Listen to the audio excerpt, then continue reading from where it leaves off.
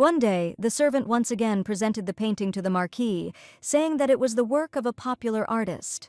Continuing, the man also reported that this author received high praise for his work while still at the Academy of Arts. However, as soon as the servant began to explain the essence of the painting, the young man called it all banal. Hearing this, the man apologized, saying that next time he would prepare more thoroughly. Although the servant himself was confident in today's work, and now did not understand what kind of picture the young man should approve of it. After all, Marquis Dimas Dietrian is an outstanding collector, well known in art circles. After these thoughts, the man wanted to ask whether it was worth packing up all the paintings that the Marquis had looked at today. And when Dimas answered, everything was as usual, the servant bowed, saying that he would prepare everything and send it. Because despite the fact that the young man didn't like anything, he always bought up all the canvases, and for the exhibition curators, he was someone who couldn't be missed. The young man is not looking for a talented artist and does not chase fashion.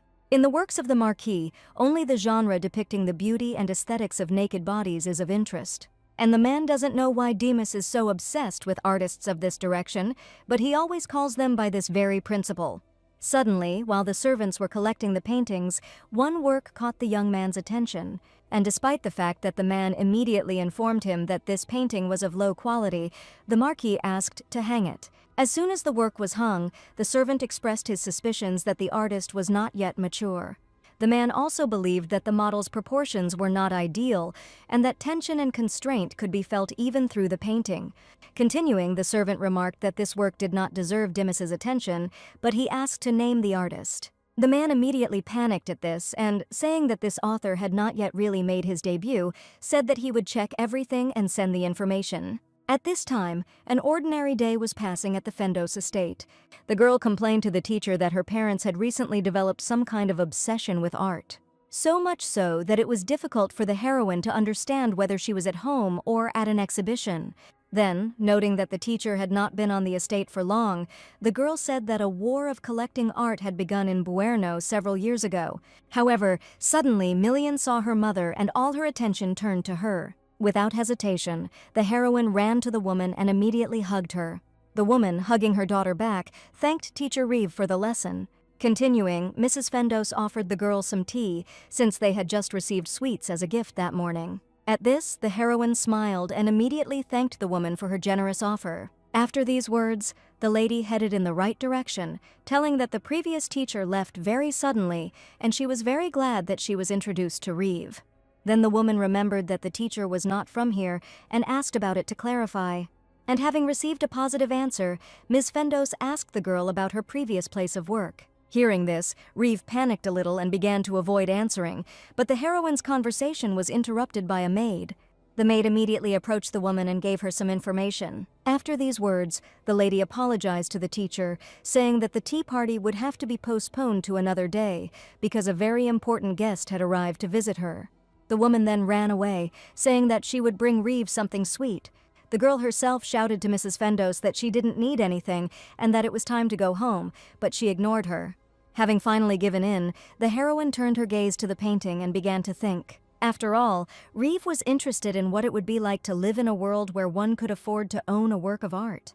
And the girl had already thought about this, but immediately discarded these thoughts. Because the main character and such people still live in different worlds. And thinking about this, Reeve decided not to touch the work hanging in front of her with her hands. And the painting that depicts the girl is a secret that she will take with her to the grave. At this time, the Marquis entered the estate and immediately looked at the main character. The maid ran to the teacher with sweets, but was taken aback when she saw the young man. And Reeve assumed that the young man was the very important guest that Lady Fendos had spoken of. One day, a famous billionaire suddenly appeared in Buerno. The man had a reserved and shrewd character and was said to never appear in public. And that man was Marquis Dietrian. The young man himself, looking sternly at the main character, inquired about her identity. At this point, the servant apologized for mistakenly taking Dimas to the wrong place. However, the young man said that he did not expect an apology and, turning to Reeve again, demanded an answer. To this, the girl immediately bowed and said that she was a teacher working for the family of Baron Fendos, Reeve Lodi's. Dimas, looking at the lips of the main character, realized that he remembered them.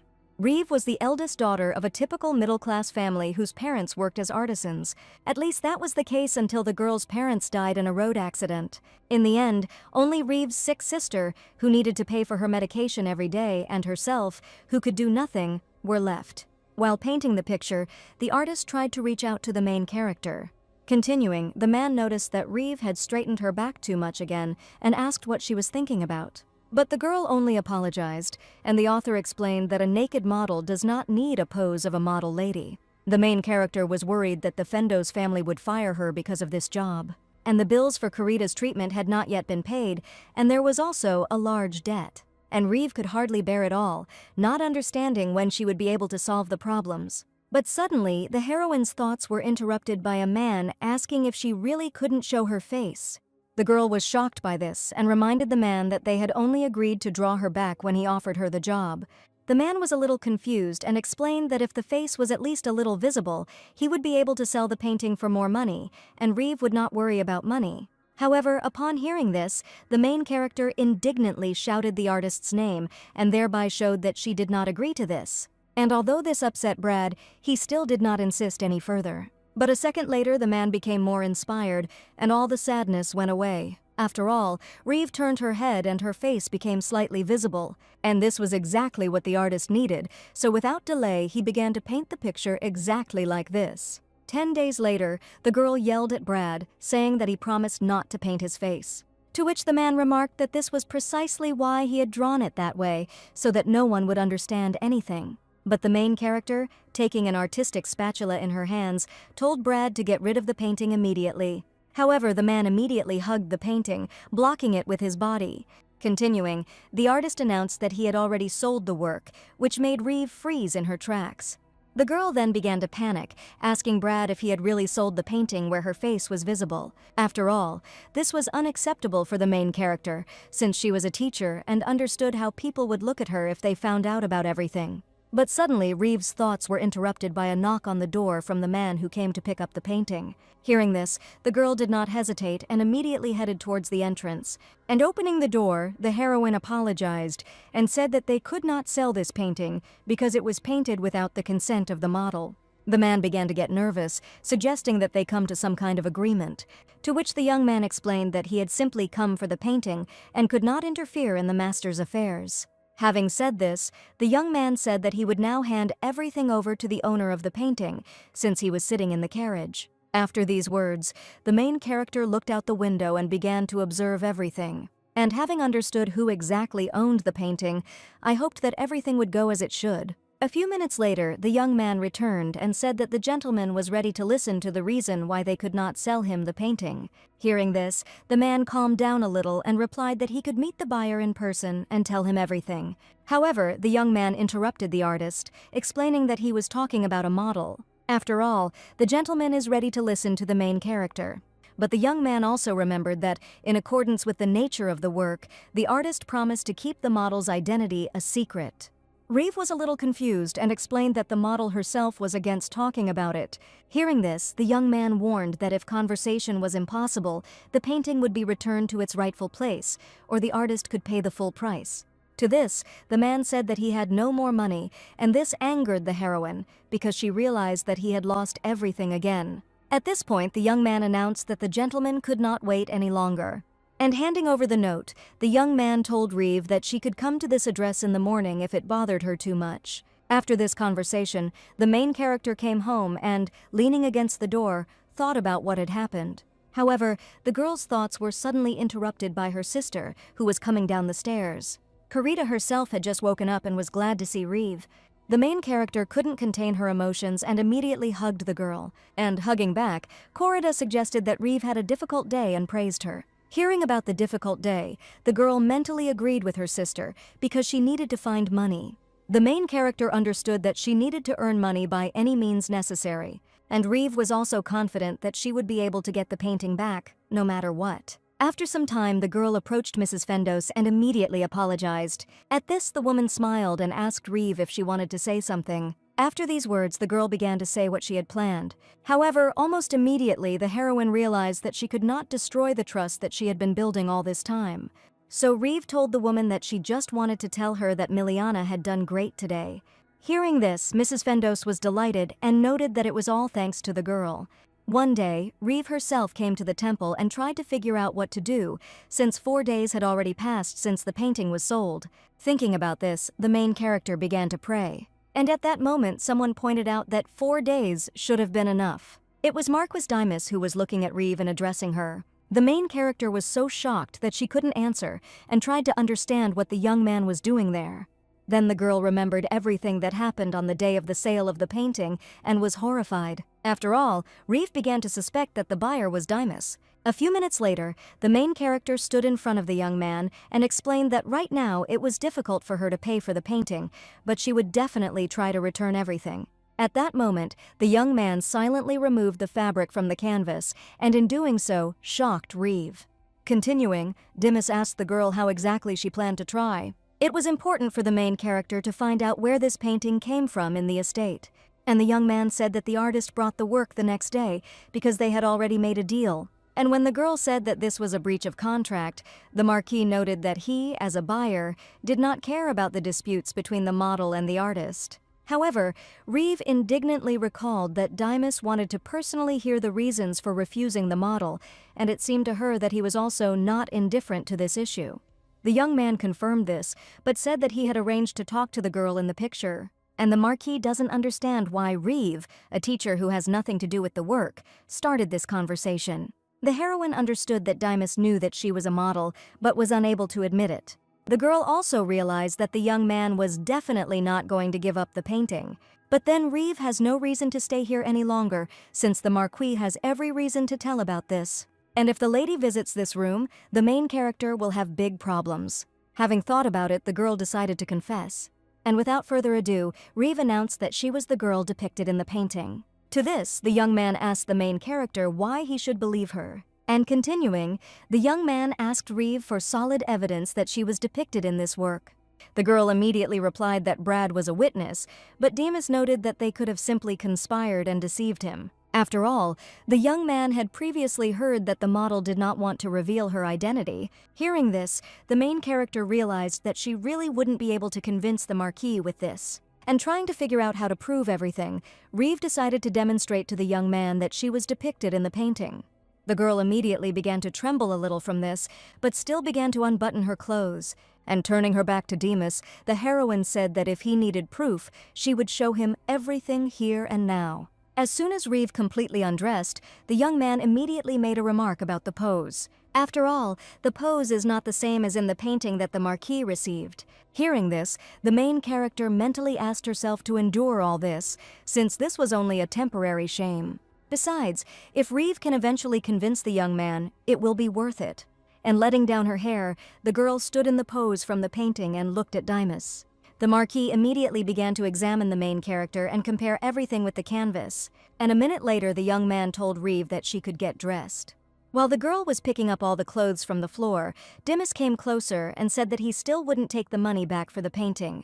For this, the main character asked to give her a little time, but the young man interrupted Reeve, suggesting that they skip this unnecessary conversation since he wanted this painting.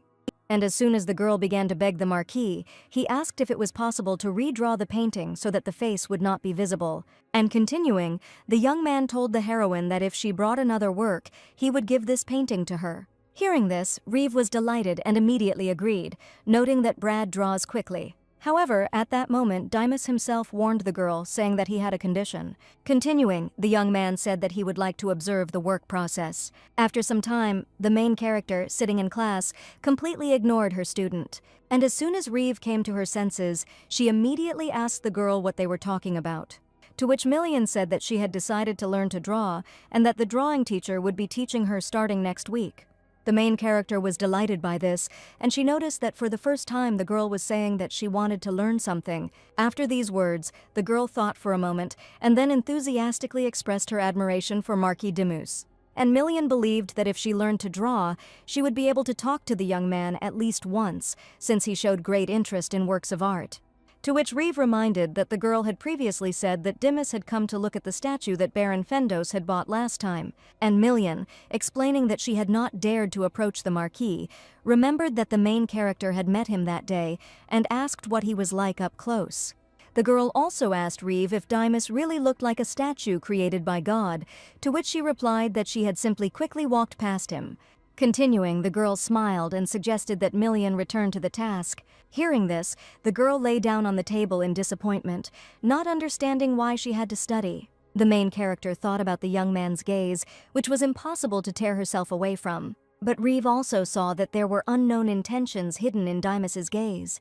Suddenly, the girl's thoughts were interrupted by Million, talking about rumors related to the Marquise's love for art.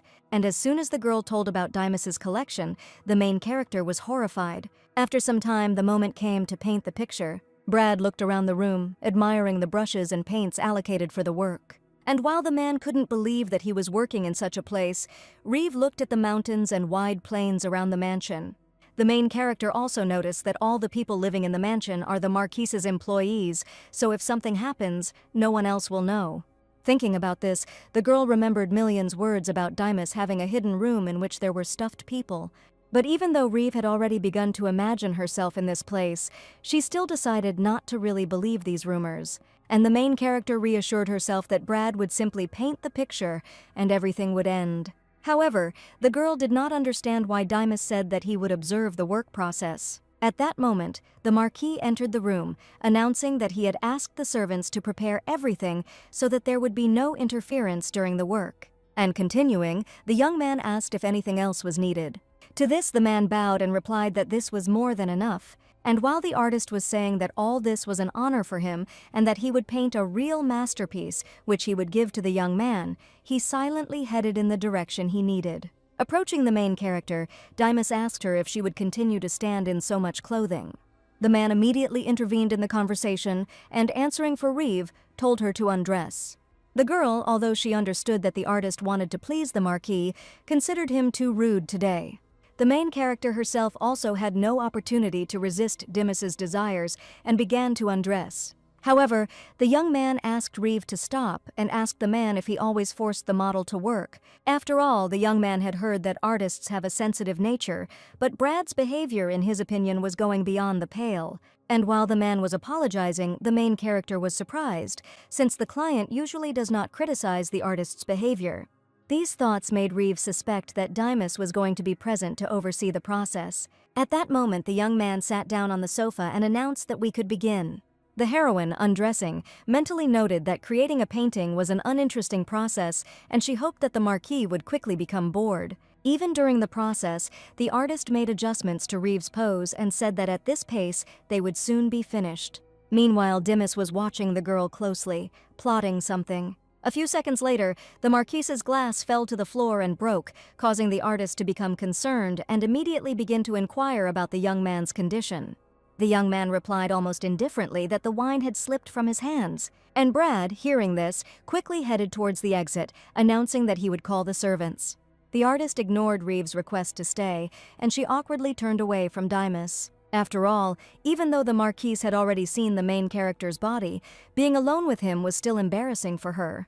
The young man himself had no intention of taking his eyes off Reeve and was not embarrassed to continue looking at her. The girl began to blush deeply from this and did not understand how long Dimas had been looking at her so intently. The Marquise's gaze, focused on the main character, felt like his touches to her, and she could not restrain herself. But suddenly, Reeve's thoughts were interrupted by the artist, who returned to the room and, apologizing, explained that he had been unable to find the maid for a long time. At that moment, Dimas got up from the sofa and suggested finishing for today. Brad was shocked by this because he had only just begun to immerse himself in the drawing process, and the main character simply silently looked at the Marquis, who was already heading for the exit. Already walking along the corridor, the girl noticed that there really was no one in the building. To which Brad agreed and suggested that Dimas had kicked everyone out so that no one would interfere with the process. After these words, Reeve asked the man if he found all this strange. After all, the main character thought that the Marquise had knocked over the glass on purpose. The girl also found it suspicious that there was no one at all in this huge estate, to which Brad suggested that Dimas simply liked silence. Moreover, the most important thing for the artist was that it did not particularly interfere with the process. Hearing this, Reeve mentally noted that the Marquis was indeed watching quietly, as he had promised. However, the main character did not understand why Dimas's attention took on a negative connotation. As the painting progressed, the young man kept a close eye on the work and intervened under the pretext that Reeve was doing something wrong. And also, if something is wrong, the Marquis constantly interrupts the girl. The main character was very irritated by this, and she expressed her dissatisfaction to Brad because a lot of time had passed and the sketch was still not finished. To which the man asked Reeve not to worry, as he would try to finish quickly. The girl herself, when it all just began, was sure that it would not last long. Sometime later, the main character came to Million's birthday party, who immediately ran to meet her, thanking her for coming. Seeing her student, Reeve smiled at her and waved, wishing her a happy birthday. In fact, the girl couldn't even not come because she was invited, and now she felt awkward because of all the disapproving looks. And thinking that she needed to somehow run behind, the heroine headed in the right direction, but suddenly crashed into someone. The young man immediately asked Reeve to be careful, to which she bowed and apologized. To clarify, the young man asked the heroine whether she was Mrs. Royds, and continuing, the young man expressed the joy of his meeting with Reeve. After these words, Camille Marcel introduced himself, and the girl told him that she was Million's teacher. To this, the young man noted that the girl talked a lot about Reeve, so he really wanted to meet her. The main character was even more confused, but thanked Camille for such kind words. And the young man, hearing the overly polite address to himself, asked the girl to call him simply by his first name. After all, the youngest man really likes to call the heroine Reeve. The girl was taken aback by this, as she did not understand why Camille was so familiar from the very beginning. And thinking about this, Reeve apologized, explaining that she and the young man were completely unfamiliar, and there was no need to abandon formality yet. Hearing this, the young man asked for forgiveness and said that sometimes he speaks faster than he thinks. Continuing, Camille told the girl that he wanted to ask her for advice on teaching methods, to which she replied that there was nothing special about her method. However, the young man still insisted, explaining that this was his first time teaching girls, so he was trying to be as careful as possible. And if the main character feels uncomfortable telling the story now, she can send the young man a letter. After these words, the girl became thoughtful, as she realized that as a male teacher, Camille had many fears. And after thinking about it, Reeve said that she could give some advice, since it concerned Million. Hearing this, the young man enthusiastically asked the heroine for the address, to which she thought about it and mentally noted that he didn't seem bad. Therefore, without delay, the girl handed Camille a note with her address. However, this moment of the heroes was interrupted by other guests who were rejoicing at someone's arrival. It was Dimas, already standing surrounded by people and next to Million. And while Riv was trying to understand why the young man had come, Camille was surprised because he didn't like crowded places. Hearing this, the main character noted that the young man knew the Marquis well, but the young man responded negatively and explained that he simply knew the same thing as everyone else. Million's parents told Dimas that his arrival was the best gift for their daughter. After all, the girl really wanted to meet the Marquis. And Reeve, watching everything, mentally rejoiced that her student's wish had finally come true.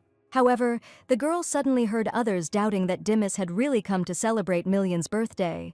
People assumed that the Marquis had other important matters to attend to, or that the Baron had offered him something. After all, the man was very excited, and it seemed to the guests that he was trying his best to get some benefit from his daughter. After these words, Reeve began to worry greatly and hoped that everything would be fine with Million. Thinking about this, the main character remembered how a woman yelled at her, asking how she dared to seduce the Viscount, being a teacher.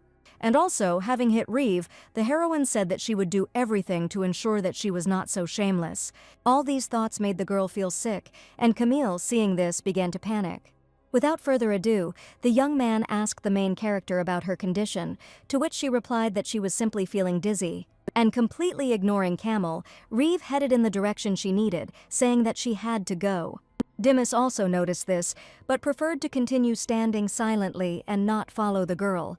3 days later, the heroine received a letter informing her that Million would be unable to practice for some time due to poor health. After reading this, Reeve became upset and wanted to understand what happened to the girl. The girl also understood that if there were no classes, she would not see any money. And now the main character didn't know what to do with her finances next month. At that moment, Reeve noticed her sister and immediately asked if she needed anything. And as soon as Carita wanted to answer that she didn't need anything, she began to cough violently.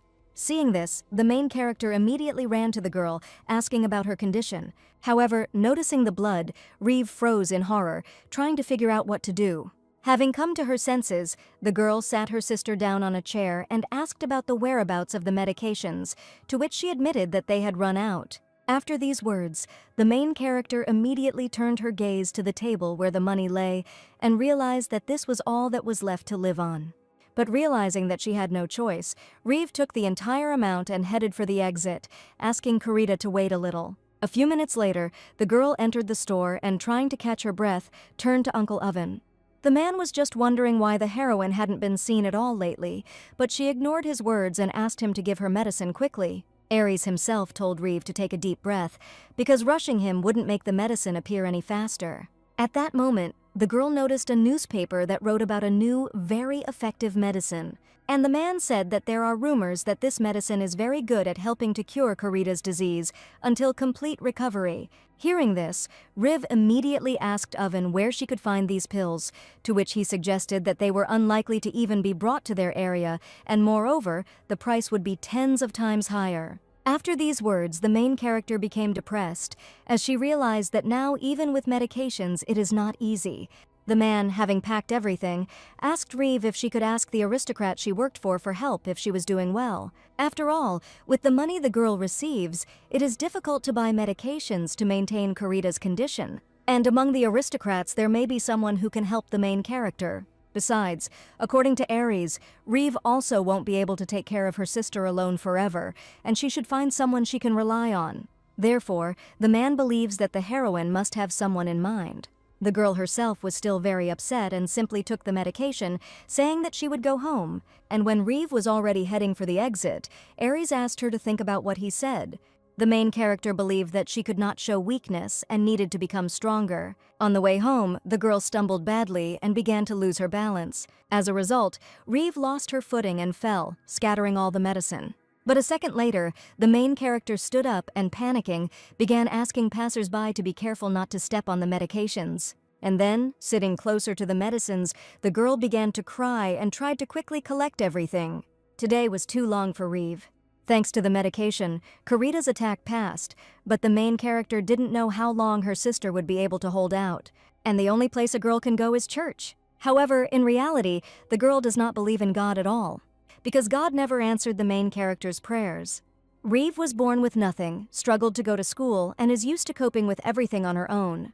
And when the girl's parents passed away, there were times when she faced terrible things while working as a teacher, and God never stood on her side. Therefore, the main character can only rely on her sister, and if she is taken away from her, she will hardly be able to survive it. After all, Kurita has always been the one who supported Reeve, the one she could always rely on. And also, the girl is the only one for whom the main character can pray. But suddenly the girl's thoughts were interrupted by a scarf that fell on her feet. It was the Marquise's thing, standing nearby and watching Reeve. And as soon as Demas attracted attention, he said that one should not rely too much on God's answer. Because, in the opinion of the young man, only the person himself is capable of changing something. Therefore, the young man, without delay, suggested that Reeve try to pray to him. After all, a miracle can happen. For the main character, these words sounded very sweet, and she could not believe that the Marquis would be able to hear her prayer, which even God had turned away from. And the girl was afraid that Demas just wanted to take advantage of this to humiliate her again. The young man himself headed for the exit at that moment, noting that Reeve always made people wait. The main character, seeing that the young man was leaving, immediately stood up and said that she needed money. But almost immediately the girl apologized, as her words were thoughtless.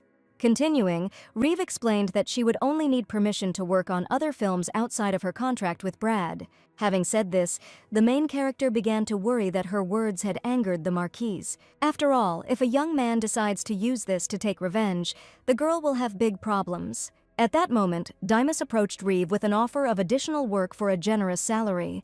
And while the heroine stood in shock, the young man told her to take the handkerchief and return it along with the answer to his proposal.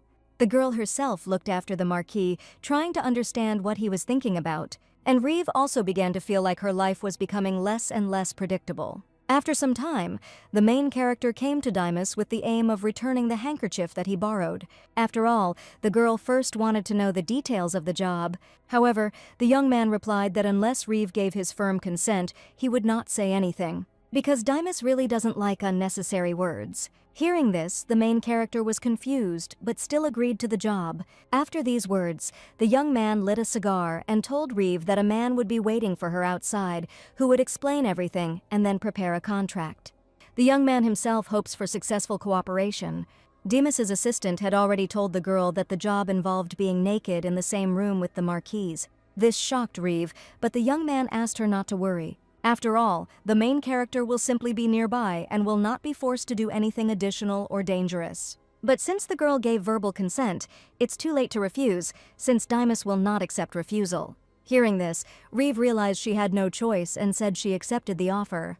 The Marquis had previously noticed that the heroine's face had the same determined look with which a soldier goes onto the battlefield. When Dimas first saw the painting, his gaze immediately caught the model, who was sitting awkwardly with her back to the viewer. The girl's awkward posture revealed the remnants of the shame she was trying to hide. Reeve's bare back screamed out the desperation she was feeling. The painting itself was mediocre, but it intrigued the Marquise. Therefore, the young man suggested that the artist try to draw the face of the main character, because Dimas was curious about what kind of face a woman with such a back could have. The young man's thoughts were interrupted by the maid asking if she should send the handkerchief to the laundry. After these words, the Marquis immediately remembered a moment from the past and frowned, and having started to put out the cigar, Dimas ordered the girl to throw away the handkerchief. After all, the smell of cheap paint still clings to the young man's nose. Having thought about this, the young man wanted to see how the main character would work. And so the Marquis immediately asked the maid about Reeve's whereabouts, to which she replied that she was signing a contract. Hearing this, Dimas asked to bring the main character to him when the documents were ready, because he was going to start today. After some time, entering the inner room, the girl felt some pressure. Reeve also mentally noted that the entire room was white. The Marquis himself is obsessed with cleanliness. This is a widely known fact. That's why the young man always wears gloves, and no one has ever seen him without them. There are even rumors that Dimas has killed, but Reeve thinks they are caused by excessive interest in the hidden man. Therefore, it is not so strange for the main character to see such an interior in the home of such a person. Thinking about this, the girl reached for the door, behind which the Marquis immediately told her to go in. Hearing this, Reeve became a little scared, as she did not understand how the young man knew that she was here. Besides this, the main character was generally worried about the part-time job, but reassured herself that this kind of hobby was suitable for an aristocrat. Already sitting opposite the Marquis, the girl recalled the conditions voiced by his assistant, and Reeve couldn't believe that Dimas would actually sign this agreement and pay so much money for her to sit. And after examining the young man, the main character felt that he was in no mood. This made the girl mentally assume that she was not fully aware of her responsibilities, but she still believed that the Marquis liked her body. After some thought, Reeve asked the young man if she really needed to just sit, to which he suggested that his assistant hadn't given her a clear explanation. And the heroine reported that Adolf said that it was enough for her to get naked and spend some time with the Marquis in one room. However, the girl herself thought that there was something else that Dimas might want.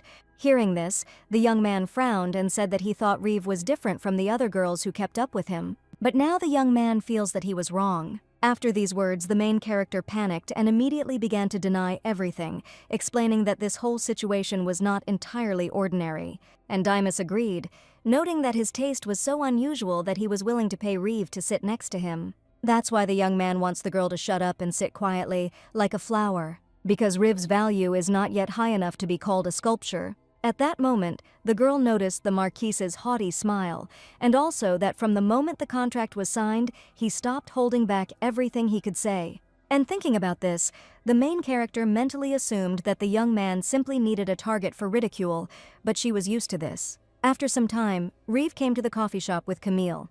Upon seeing the heroine, the young man noticed that she looked tired and assumed that it was he who had put so much stress on her. The girl responded negatively to this, explaining that she simply had something to think about. And Reeve, thinking about work, realized that given how much she was getting paid, she shouldn't worry so much. Besides, before, the heroine couldn't even dream of simple get-togethers in a coffee shop. And the girl's entire job is to simply share a room with the Marquis. However, Reeve didn't understand why she was so tired. Kamil, observing the main character, said that he could listen to all her worries, but she refused, since this has nothing to do with Miliana's lessons or any other activities. Continuing, the girl said that she had also been contacted. And hearing this, Kamil assumed that he had been thinking too much, but after talking to the heroine, he felt better. At this, Reeve smiled and noted that she too was glad that she could discuss something with the young man. After these words, the girl looked at the time and was surprised at how quickly it passed. Kamil, having suggested going home, told the main character that he would pay for her coffee, since he had invited her to a meeting. And if Reeve cares, next time she can buy him coffee. At that moment, the girl noticed that Kamil was very carefully and unobtrusively showing his concern, and it seemed to her that he was a good person. And if it had lasted longer, the main character might even have felt something for this man. But suddenly, while thinking about this, Reeve tripped and began to fall. The young man immediately caught the heroine, causing her to blush and bury her face in his shirt. However, at that moment, someone from another corner of the coffee shop turned questioningly to the girl. It was Brad, who was surprised to meet Reeve. Coming closer, the man inquired about Kamil's identity, to which the heroine replied that this was Million's drawing teacher, with whom they had discussed teaching methods. After these words, Brad turned to the young man and asked him to take care of Reeve. The man also told Kamil that he was also into drawing. Continuing, Brad noted that drawing, although difficult, is an inspiring activity that strengthens the spirit of artists. At that moment, Reeve interrupted the man and reminded him that he was expected. Hearing this, Brad came to his senses, but before leaving, he only told the main character that something good was waiting for her soon. After these words, the man headed towards the exit and waved goodbye to Reeve. The girl herself noticed the man who was with Brad and considered him unsuitable for communication with him. At this time, Kamil noticed that the main character did not have her usual social circle. And when asked whether he knew Brad, the young man replied that it was difficult not to know an artist who constantly fails at exhibitions. However, now the man has suddenly found a generous patron and now walks around very proud. Hearing this, the main character became a little worried, as she assumed that they were talking about Dimas. From that day on, while working on the painting, Reeve tried to better understand the connection between Brad and the Marquise. However, the girl did not notice anything special, and everything was as usual. Therefore, the main character began to think that these were just rumors spread by Brad himself. And while Reeve was thinking about this, she didn't notice Dimas's intent gaze on her. This made the girl feel awkward, and the Marquis noticed that she had been secretly looking at his face all day. Continuing, the young man suggested that the heroine had something to say, but she answered negatively without hesitation. And then Reeve explained that Dimas just always drinks wine. After these words, the Marquis thought for a moment and handed the glass to the girl, offering her a drink. And without waiting for an answer, the young man began to fill another glass.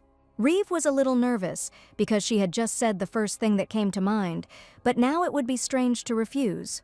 At this time, Dimas had already given the glass to the main character, saying that the wine was quite sweet, and she should like it. However, the girl herself, having taken a sip, immediately grimaced and noted that the wine was not sweet at all. At this, the Marquis smiled and concluded that Reeve was not accustomed to alcohol, and the main character, saying that she simply hadn't gotten used to it yet, began to empty the glass.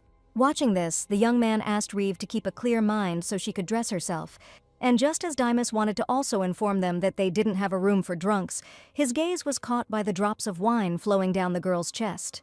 Sometime later, the Marquis sat alone and recalled moments from the battlefield where people begged God to save them. But at that moment, the young man was interrupted by a servant who informed him that the water for washing had already been prepared, and Dimas, without delay, got up from his chair and headed to the right place.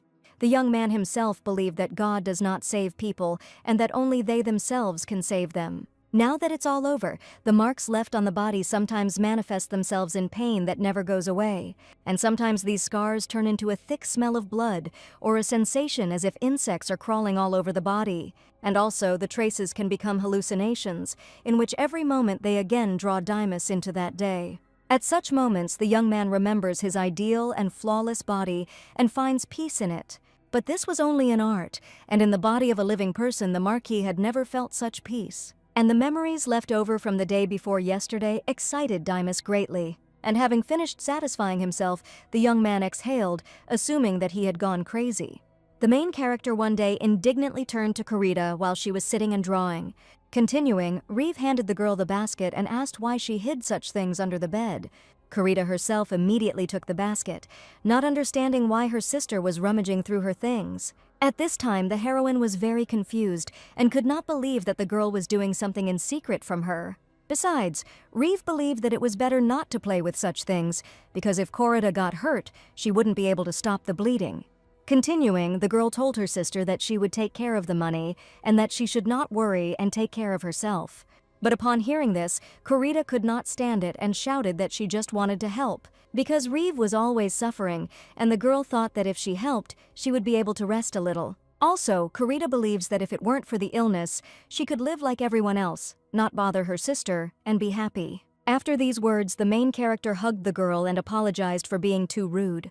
And while Kurita continued to claim that it was her fault, Reeve told her that she would soon recover because they had developed a new cure, and the girl will do everything to cure her sister's illness. After this conversation, the main character went to the largest pharmacy in Buerno, Hirop, because Reeve was sure that if she got into this pharmacy, she could find out something about the new medicine.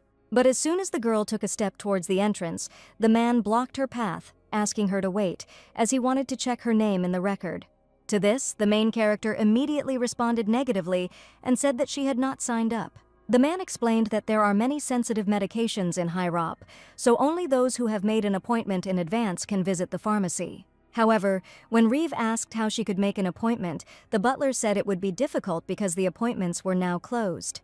Hearing this, the girl looked at her reflection and realized that she would definitely not be accepted in this place that catered to aristocrats.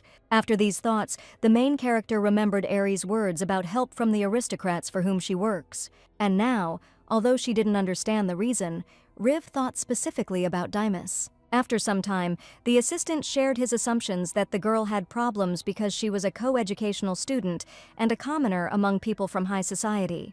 Continuing, the young man also said that the heroine had a good reputation when she worked temporarily as a teacher, but the reaction from the two places where she worked as a home teacher was not so good. Karina Reeve was kicked out of the Viscount's estate for trying to seduce their eldest son. And from the estate of Count Lucet, the girl was fired because she had poor management skills, but the assistant thinks there was another reason. After listening to everything, Dimas noted that it was now clear to him why Reeve had fled the capital for a quieter place. After all, a girl who has nowhere to go becomes vulnerable to rumors. After these words, the young man told his assistant that he could go. Dimas himself believed that this would all be a very easy battle, since it was easier to control a person who had plenty of things worth hiding. Reeve was walking along the streets after the pharmacy, and suddenly someone called her loudly. Coming closer, the woman immediately asked the heroine why it was so difficult to meet her lately. Then Rita noticed a pharmacy catalog in the girl's hands and remarked that people like them couldn't even get in there. And after this, the woman realized that the main character's situation had really improved. However, Reeve herself did not understand what was being discussed and asked again, and Rita said that someone saw the girl leaving work in an expensive carriage. Hearing this, the main character realized that the woman was talking about the carriage that takes her to and from work. At that moment, Rita noticed that the girl didn't look very well and assumed that she was doing something dangerous. The heroine immediately responded negatively and explained that she was simply helping with work. Continuing, Reeve asked where the rumors came from, to which the woman replied that she herself knew nothing. After these words, the main character tensed up and also asked Rita if she really believed in all of this. But the woman did not understand such a sharp reaction and explained that she simply asked because she became worried when she heard about it. And Reeve, already getting ready to leave, told Rita that these were just rumors. On another working day, the young man did not take his eyes off the main character. And as soon as the girl sighed, Dimas noticed that she had not stopped doing this since the moment she entered the room. That's why the Marquis thinks that Reeve is bored with her work. To this, the heroine responded negatively and apologized for making her nervous.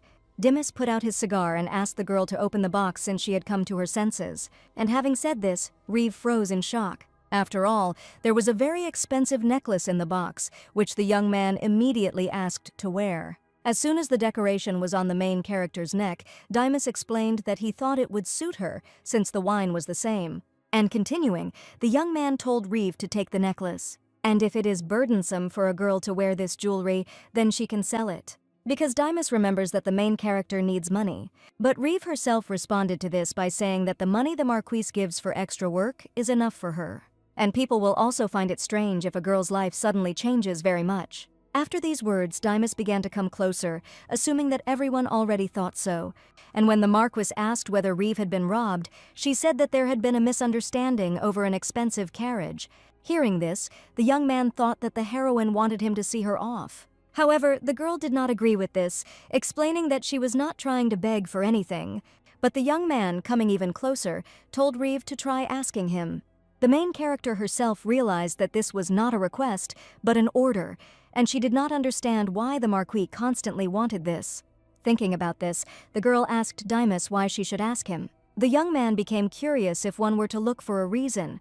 At what point could a steadfast, naked person step over his common sense and start asking? After these words, the main character noted that if the Marquis doesn't like her, then there's no point in resorting to such methods. However, Dimas himself did not understand why Reeve thought that he did not like him. And, in the opinion of the young man, it is more convincing to realize that everything is the other way around. Hearing this, the main character realized that the Marquis himself was like that, a man who has a strange preference for looking at a naked person for hours. And also, Dimas is a person who can use such rude and crazy words without any problem. Thinking about it, Reeve told the young man that she knew he was interested in her, but she didn't know if she liked that interest. After these words, the young man noticed that the heroine was more complex than he thought. After all, the young man thought that Reeve simply had an inelastic body, but it turned out that her soul was the same. And having said this, Dimas headed towards the exit, announcing that that was enough for today. After that day, the Marquis stopped the screenings and, along with this, the additional work was cancelled for an unknown period. Brad's work accelerated, as if he was making up for the stagnation, and his training with Million continued. During the lesson, the girl said that she had started to feel worried. In fact, Million had a fight with her friends, and that's why she wasn't at class. The girl's friends, seeing the Marquis come to her birthday party, began to laugh, saying that she got his attention with money, especially Jaren. That's why Million said that Dimas is not the kind of person who pays attention to a person for money, and Jaren started crying because she called her mercantile. Hearing this, Reeve assumed that the girl wanted to make peace with her friend, to which she replied that she was embarrassed that everything happened this way, because Jaren is not that bad. And the girl explained that the Marquis had simply visited the same residence twice, and even that had managed to create a stir among a large number of people. Therefore, the main character believes that Dimas most likely provoked such inconvenience. Or, to be more precise, it is the thirst of people that is directed at a young man. After hearing all this, Million enthusiastically agreed, saying that she understood what Reeve was talking about. And the girl will definitely talk to all her friends. The heroine could not understand whether she had done the right thing in refusing the Marquise's nobility. Even though the girl wanted her life to return to its previous course, this unknown anxiety continued. Already on her way home, Riv looked around with concern, noticing that there were very few people today. And suddenly the main character heard some rustling sounds. Without hesitation, the girl immediately turned around and assumed she had misheard. However, listening even more closely, Reeve realized that she was not imagining things and that someone was indeed following her. Speeding up, the heroine thought that it was all because of the rumors that her life had gotten better and she still needed to be more careful. After these thoughts, the girl saw the one who was following her and became very scared. So Reeve ran even faster, wondering if anyone would come out if she screamed. And as soon as the main character thought about throwing away at least the remaining money, she fell to the ground and was left in a completely hopeless situation. And when the girl noticed that the criminal was about to strike, she began to scream, asking for help. And at that moment, a shot rang out, causing the young man to fall to the ground. Reeve, seeing this, began to panic, as she realized that the young man was dead. However, the main character did not understand who exactly did it. And while the girl was thinking about this, Adolf touched her and asked if everything was okay with her. But without giving Reeve a chance to answer, the young man said that they should go somewhere else. After all, the Marquis is waiting for the main character. Approaching the carriage, the assistant informed the young man that he had brought Reeve. Continuing, Adolf said that the girl had twisted her ankle when she fell, but she would get better if she rested. The young man, seeing the scratches, frowned a little. However, Dimas continued to continuously examine Reeve, and at that moment, Adolf began to close the door, saying that he would leave the heroes alone. After this, the Marquis immediately inquired about the girl's condition. To which the heroine replied that she was now in debt to the young man and did not know how to pay. Dimas noted that the area was very dangerous, but Reeve said that such things were rare and the alley was not that terrifying. And the Marquise explained that the problem was that the girl had become their target because of the misunderstanding she had spoken of. Therefore, the young man is going to give the main character a house. Reeve immediately began to refuse such things because, in her opinion, it was unnecessary help. And Dimas, assuming that the girl was still not pleased with his interest, asked if she would be able to walk calmly in the future. Because there is no certainty that this will not happen again, and then you will have to ask the heavens to stay alive.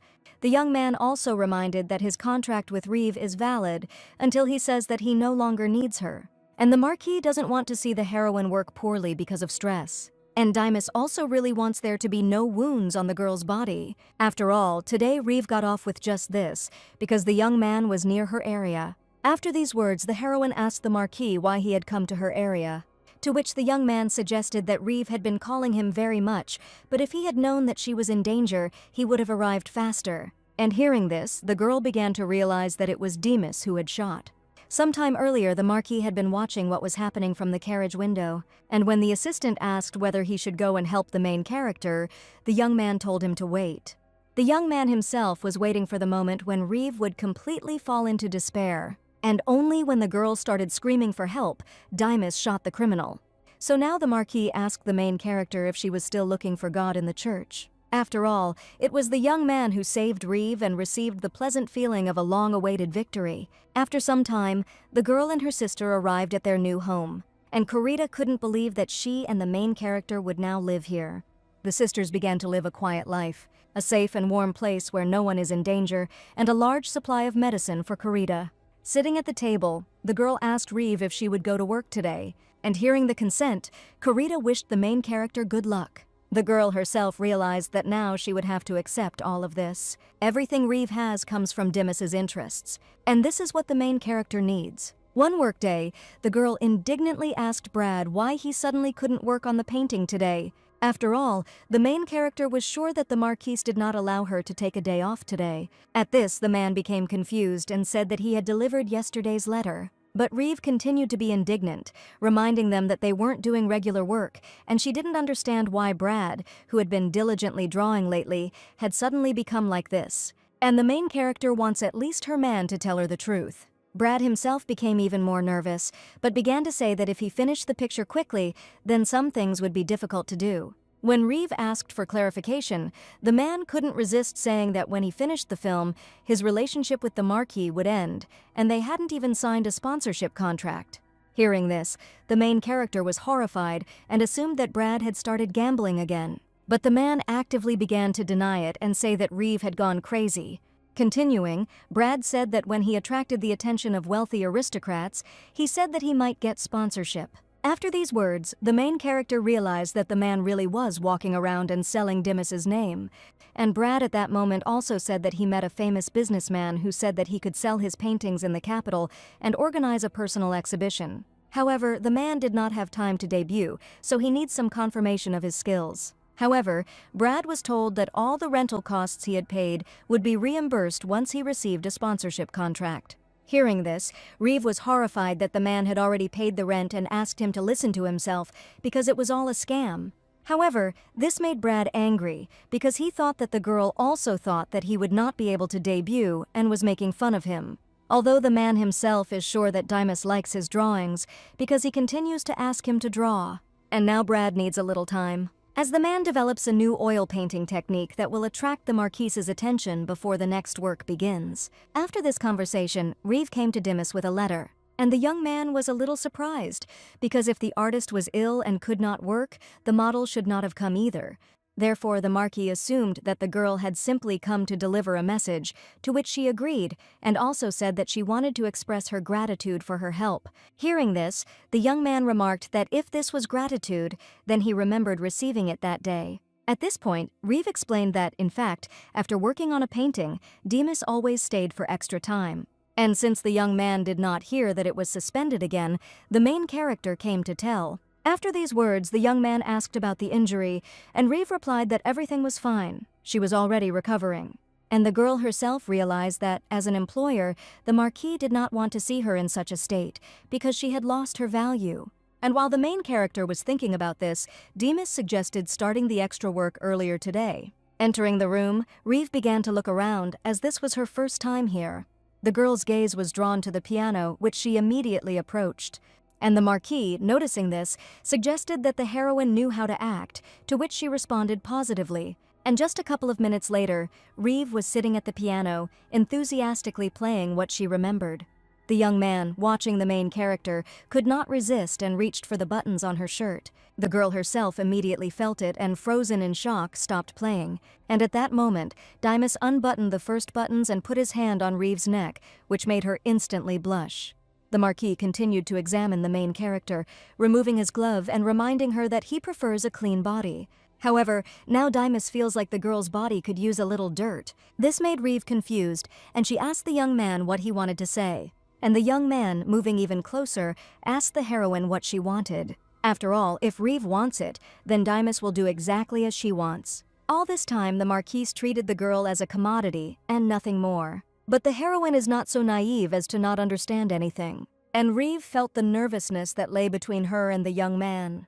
Thinking about this, the girl began to talk about how Demas was at the birthday party of Baron Fendos's daughter, and as the Marquis knows, even with his arrival alone, many people make various assumptions. Reeve herself had heard that the young man rarely interacted with any of the aristocrats, and she did not understand why he came that day. After these words, Demas immediately pulled away and asked the girl why she was curious about this. And the heroine explained that she was a home tutor for the Baron's daughter, and after the arrival of the Marquis, even in the life of this girl there was turmoil. Hearing this, the young man understood everything and noticed that this was the teacher's feeling of concern for his student. And continuing, Demas said that he came with the purpose of seeing the girl, because Reeve was in a different guise that day, one that the young man doesn't know about. The main character couldn't believe what she heard and told the young man that this couldn't be. And Demas called this reaction callous because he thought that this was exactly what the girl wanted to test. To this, Reeve replied that she would be grateful if the young man told her how she should treat his interest. The Marquis himself didn't know since he hadn't really thought about it, and the young man believed that it would be better for the main character to think about this herself. And Riv, no matter how much she thought about it, the way Demas treated her felt very special, and she didn't understand why he did it. From these thoughts, the girl assumed that the Marquise liked her, and although the main character herself could not believe it, deep down there is a woman who wants to throw herself at the young man, even with such a small hope. Thinking about this, Reeve told Demas that she had a sister who was sick. The girl also said that she heard that this time a new drug was developed in the Dominion Medical Laboratory. And the main character thinks that this medicine can cure Corrida, but she doesn't know how to find out about it. Therefore, if Reeve finds out about the cure and it will help the girl's treatment, then she will do everything possible. Demas, having listened to everything, told the girl that she had nothing valuable that she could give him. However, the Marquis still agrees because he thinks it will be good. After all, Reeve is interesting to the young man, so if she tries to constantly amuse him, then she will be happy every day. And having said this, the young man asked the main character to bring her sister to introduce her to a good doctor. Sometime later, Reeve and Corrida arrived at the mansion to visit the doctor. The heroines were immediately greeted by Philip Filmond, the butler of the Barivos mansion. The girl was delighted with everything, but she didn't lose her composure and greeted the man in return. After this, the butler led the girls in the right direction and asked Corrida if she liked fruit tart, to which she immediately answered yes.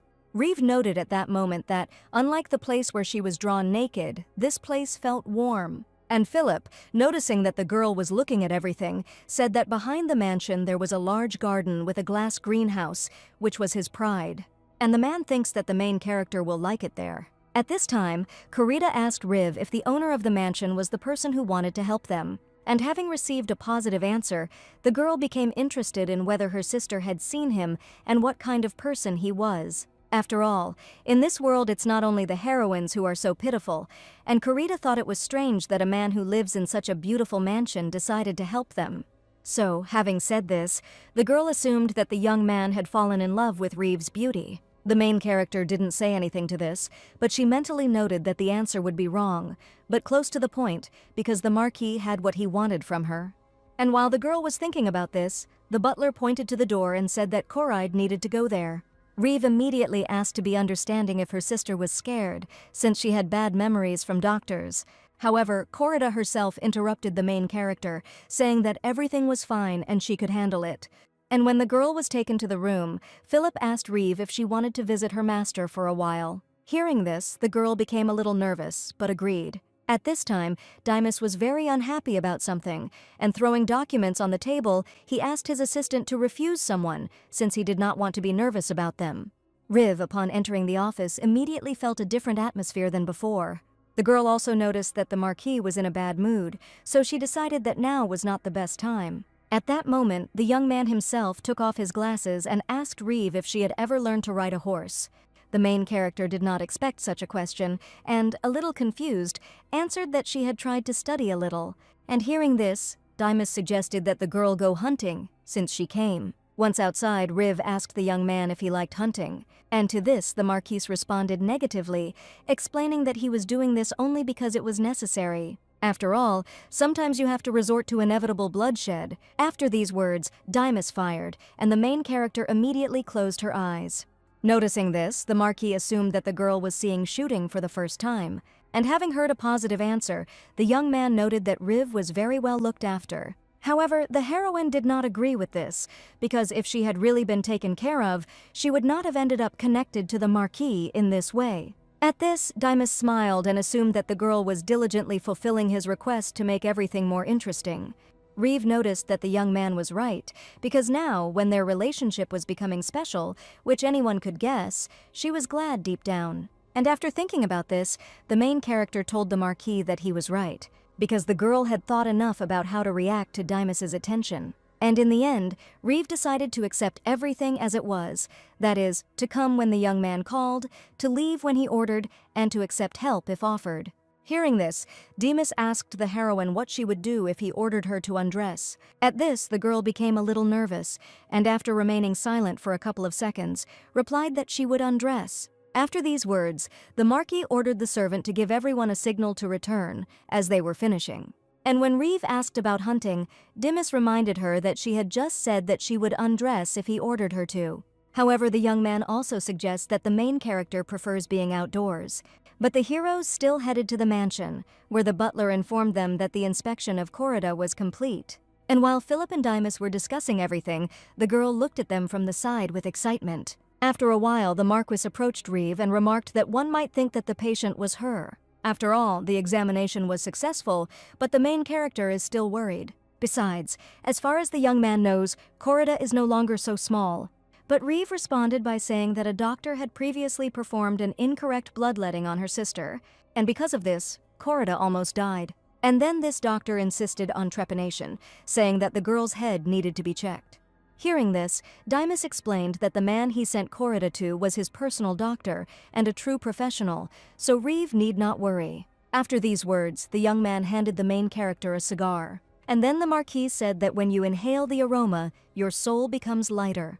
For Dimas himself, memories of the war left terrible hallucinations and visions, prolonging the impulses that make everything before his eyes turn red. The young man also had occasional acts of uncontrollable cruelty. The constant need to see the dying breath, the blood staining the ground red and the frozen lifeless bodies. And all of this calmed down surprisingly easily for Dimas after a simple conversation. Thinking about this, the young man continued to hold the cigar to Reeve's lips and suggested that it was too difficult for her. However, the main character herself could not answer anything at all and simply looked at the Marquis. And Dimas didn't wait for an answer. He took the girl by the chin and pulled her towards him. And then, saying that first she needed to learn, the young man kissed Reeve. The main character immediately felt the bitter and dry aroma of withered leaves, and the girl's feelings were focused on the slow, drawn-out movements. Reeve could very clearly feel where the young man was pressing, where he was touching. And while the main character was thinking about this, Dimas decided to stop and moved away from her. The boy then turned away and said he wondered if Reeve had learned her lesson well. And when the girl asked for clarification, the Marquis explained that he wanted to teach her how to properly blow smoke into her mouth. However, Dimas has never taught anyone before, so he doesn't know how effective the lesson is. But after giving the main character a candy, the young man noted that she was a diligent student and would probably repeat it well. After that, Reeve's life was in complete chaos for 3 days. And even though the girl knows that Demas cannot love her, it is still difficult for her to accept everything. After all, the fact that the heroine is the only exception to the Marquise's pedantry, and this impulse to give herself up for the sake of even greater excitement drives her crazy. And the girl couldn't even think that she had such desires. As if caught in a sweet trap, Reeve drowns and feels very stupid. And while, after class, Million began talking about the next lesson, the main character would like to at least understand a little what was on the Marquise's mind. But at that moment the girl suddenly screamed, asking Reeve to be careful. And then, indignantly turning to the man, Million made a remark about how he almost collided with the girl. The main character noticed that there were a lot of people in the estate today and asked if anything had happened. Million was surprised by this question because she thought that Reeve had heard about Cardinal Calliope's arrival. Unlike the nobility, of which there are many in every country, the cardinal is one of the chosen few among the clergy. This is a position that gives the opportunity to lead the church. Moreover, cardinals are not subject to the state and have special powers, and even the most high-born nobles cannot disrespect the clergy. And Million was glad that Calliope could stay with them, but Reeve believed that Demas should accept him and asked about it. To which the girl replied that the Marquis usually did not pay attention to high-ranking guests in the city, although with the cardinal it may be different and, in fact, Million has reason to be confident. After all, among the nobles accompanying Calliope there is an acquaintance of Camille's teacher, and since it is always more convenient to be where there are friends, Million is confident that the cardinal will stay with them.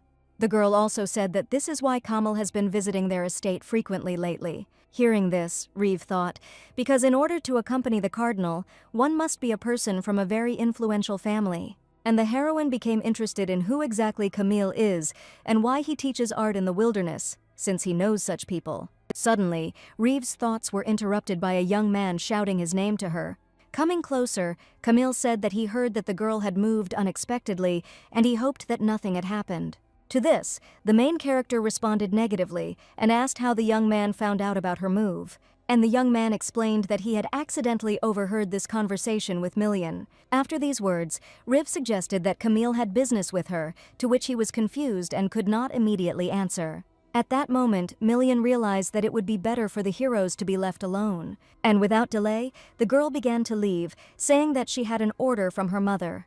Already sitting on the bench, Reeve noticed that the young man was well informed about everything, and Camille explained that he just always hears a lot of different stories. After all, there are a large number of aristocrats who appreciate art, and by communicating with them, the young man learns about many different circumstances. Hearing this, Reeve immediately mentally assumed that Camille might know something about the Marquise. And thinking about this, the main character asked the young man if he knew anything about Demas, because the girl heard that even when the cardinal arrived, the Marquis would not receive him. At that moment, the smile disappeared from Camille's face, and he asked Reeve not to show too much interest in Demas. After these words, the main character was confused, trying to understand what the young man was talking about.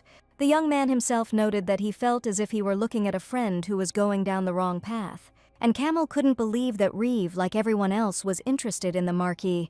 But the girl replied that the young man was mistaken, because she simply had a premonition that Demas would often have to cross paths with Million, and she would like to know more. Hearing this, Camille decided to start with the simplest thing and told Riv that absolutely nothing was known about the Marquise. It is not even known from what country the Detrian family comes, and since the origin of the family itself is a mystery, then Demas's past is also a complete secret. No one even knows whether the young man is really a Marquis. Indeed, from the very moment he appeared in Buerno, Demas was known as Marquis Detrian. However, the young man could not be a Marquise from the very beginning. Already on the way home, the main character tried to understand what these words meant, because in the end Camille called it all just rumors. And for some reason, the girl couldn't get it out of her head. Reeve was also a little worried about going home at such an hour. After all, the main character didn't plan to stay out late, but due to an unexpected meeting she was delayed, and now it's dangerous on the street. Therefore, deciding that it was time to return home, the girl quickened her pace. However, Reeve's attention was suddenly drawn to a carriage that slowly drove up to her. It was Demas who immediately noticed that the main character finished later than expected. Having got into the carriage, the main character immediately asked the young man how he ended up there. Hearing this, the young man assumed that Reeve still considered him an ignoramus who did not know the rules of etiquette. And after these words, the girl realized that Demas had come to see her off. To which the Marquis explained that he had heard that the girl was afraid of dark streets, and that after work she was always taken home in a carriage. Therefore, the young man did not understand how Reeve got home by public transport if it does not take you to the door. The main character herself sat in shock and could not believe that Demas had come for her. And at that moment, the young man noticed that Reeve turned out to be more reckless than he thought.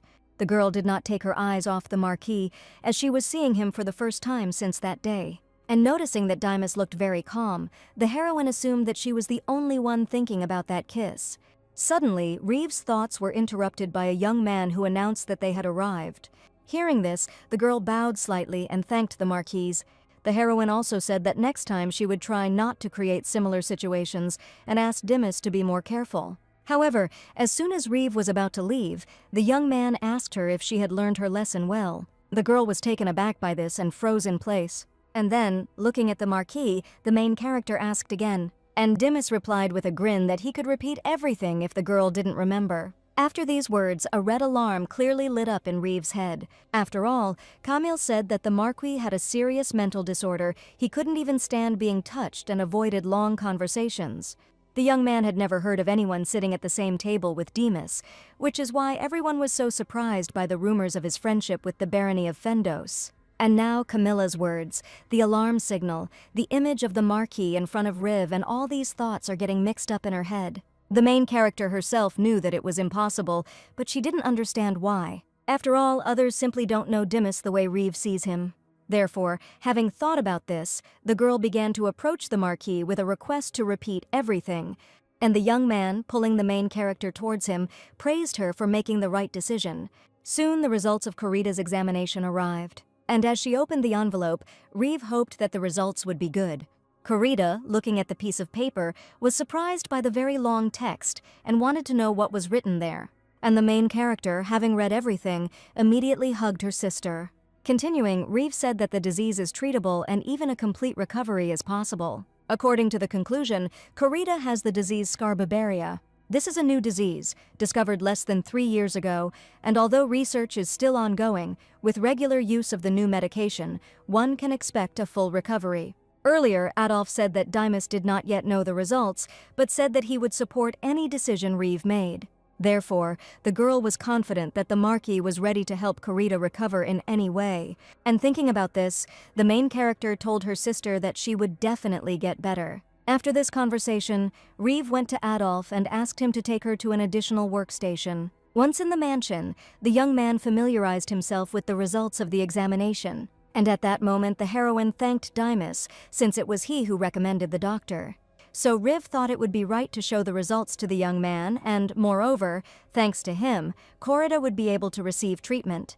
Continuing, the girl wanted to discuss upcoming expenses, but Demas interrupted the main character, noting that such sums would not be burdensome for him. Hearing this, Reeve realized that she had simply been distracted by the good news about Corrid and had forgotten that her relationship with the Marquis was one-sided. The young man himself suggested that the heroine try to entertain him if she was too uncomfortable. And this is what will be the price. And when Reeve asked how she could entertain him, the young man told her to decide everything herself. The girl understood that she had to maintain the Marquise's interest. Therefore, having started to undress, the main character decided to show Demas what he wanted from her. Seeing this, the young man immediately stood up and approached Riv, and examining the girl's leg, the Marquis noticed that everything had already healed. After these words, Demas took the main character and, throwing her on the bed, hung over her. Continuing, the young man asked Reeve if she knew that he was aroused by her, and the girl, knowing absolutely everything perfectly well, agreed. Hearing this, Demas assumed that the heroine was deliberately provoking him, and Reeve, confirming this, pulled the young man towards her for a kiss. However, when the young man placed his hands on the main character's waist, she panicked and immediately pulled away. At this point, Demas asked the girl if this was familiar to her, to which she responded sharply in the negative. But the Marquis noted that Reeve was reacting too quickly for this, although this was expected from a woman who undressed without embarrassment in front of a stranger. The main character continued to deny everything and say that she was not like that at all. However, Dimas ignored the girl, noting that he had asked her to entertain him, and now she was entertaining herself. And the young man considers this very impudent. But the main character herself suggested that the young man simply wanted to torment her. However, the Marquis, taking off his gloves, said that it would be wrong to call it torture. After all, Dimas hasn't even started yet. Previously, the young man found all this disgusting, showing others a body covered in scars and, on top of that, hearing someone's ragged breathing. So this strange thirst that Dimas had for Reeve was something unusual, and he slowly tamed it.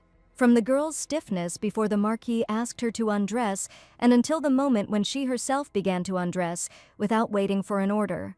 So the young man assumed that once he tried the heroin, this thirst would subside. And when Dimas began to unbutton his pants, Reeve panicked even more, asking him to stop.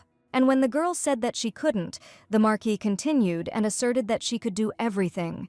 The young man also advised the main character to relax. However, Reeve, already pushing the young man away, begged him to wait a little. And Dimas said that if the girl had a good reason for him to stop, then he would listen. To this, the main character reported that she could not breathe, but the Marquis noted that she was breathing quite normally. Hearing this, Reeve decided to say that she could not take it anymore, but the young man explained that the human body is not so easy to break, because it is stronger than she thinks. But the girl still believed that Dimas needed to be more careful. After these words, the young man grinned and noted that now was not the time to be cautious.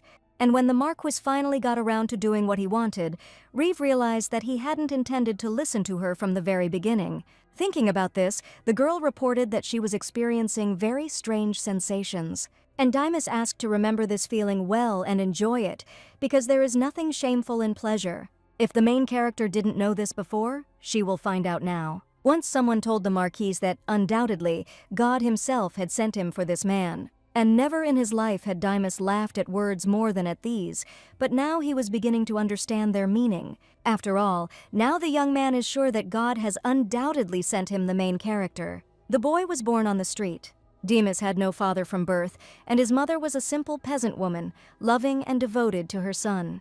The girl was also one of the most devout parishioners in the village. The boy liked to watch his mother pray, because in the church the girl looked happier and calmer than anywhere else. And Dimas himself also prayed to God, asking for the preservation of peaceful days. But God did not hear the little boy's prayer. And when Dimas was 7 years old, the war began. The boy's mother died under the rubble of a church destroyed by shells. The girl's face was serene, as if she was still praying. And only then did Dimas understand why his mother had chosen this small village with a church. And the reason why the girl's prayers were so calm, even during the war, was that they contained a meeting with someone who can only be seen after death. That day, a priest stood in front of the boy, and it was common for priests to take in unfortunate war orphans, so no one found this meeting strange. It was the man who believed that God himself had undoubtedly sent Dimas to him. And that day the boy learned how high a position this priest desired. And along with this, Dimas also learned the man's true nature and how much he resembled his father. When the main character woke up, the young man was no longer there. And for Reeve, it was all like a dream. But the marks on the body and the heat spreading throughout the body indicate otherwise. And only thanks to this did the girl realize that she was truly close to the Marquis. It was very exciting for Reeve, as she had never experienced anything like it.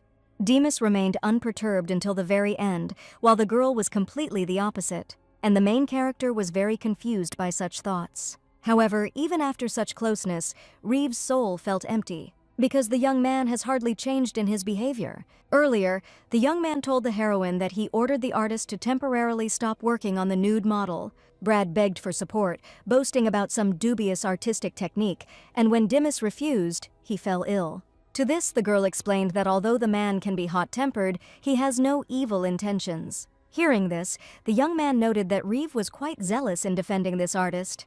Continuing, Dimas suggested that there was something between the heroine and Brad and asked about it. And the girl, having answered negatively, said that when she had just settled in Bueno and was looking for housing, a man saved her from scammers. Brad also offered Reeve a part-time job as a model, knowing her difficult situation. After hearing all this, Dimas said that Brad's behavior was not very good, and it was better to stay away from him, because this also concerned the safety of the heroine's sister. After these words, the main character was shocked and asked again what the young man meant, and the Marquis said that Brad had gotten involved with bad people, so Reeve could be in danger just because she was his model.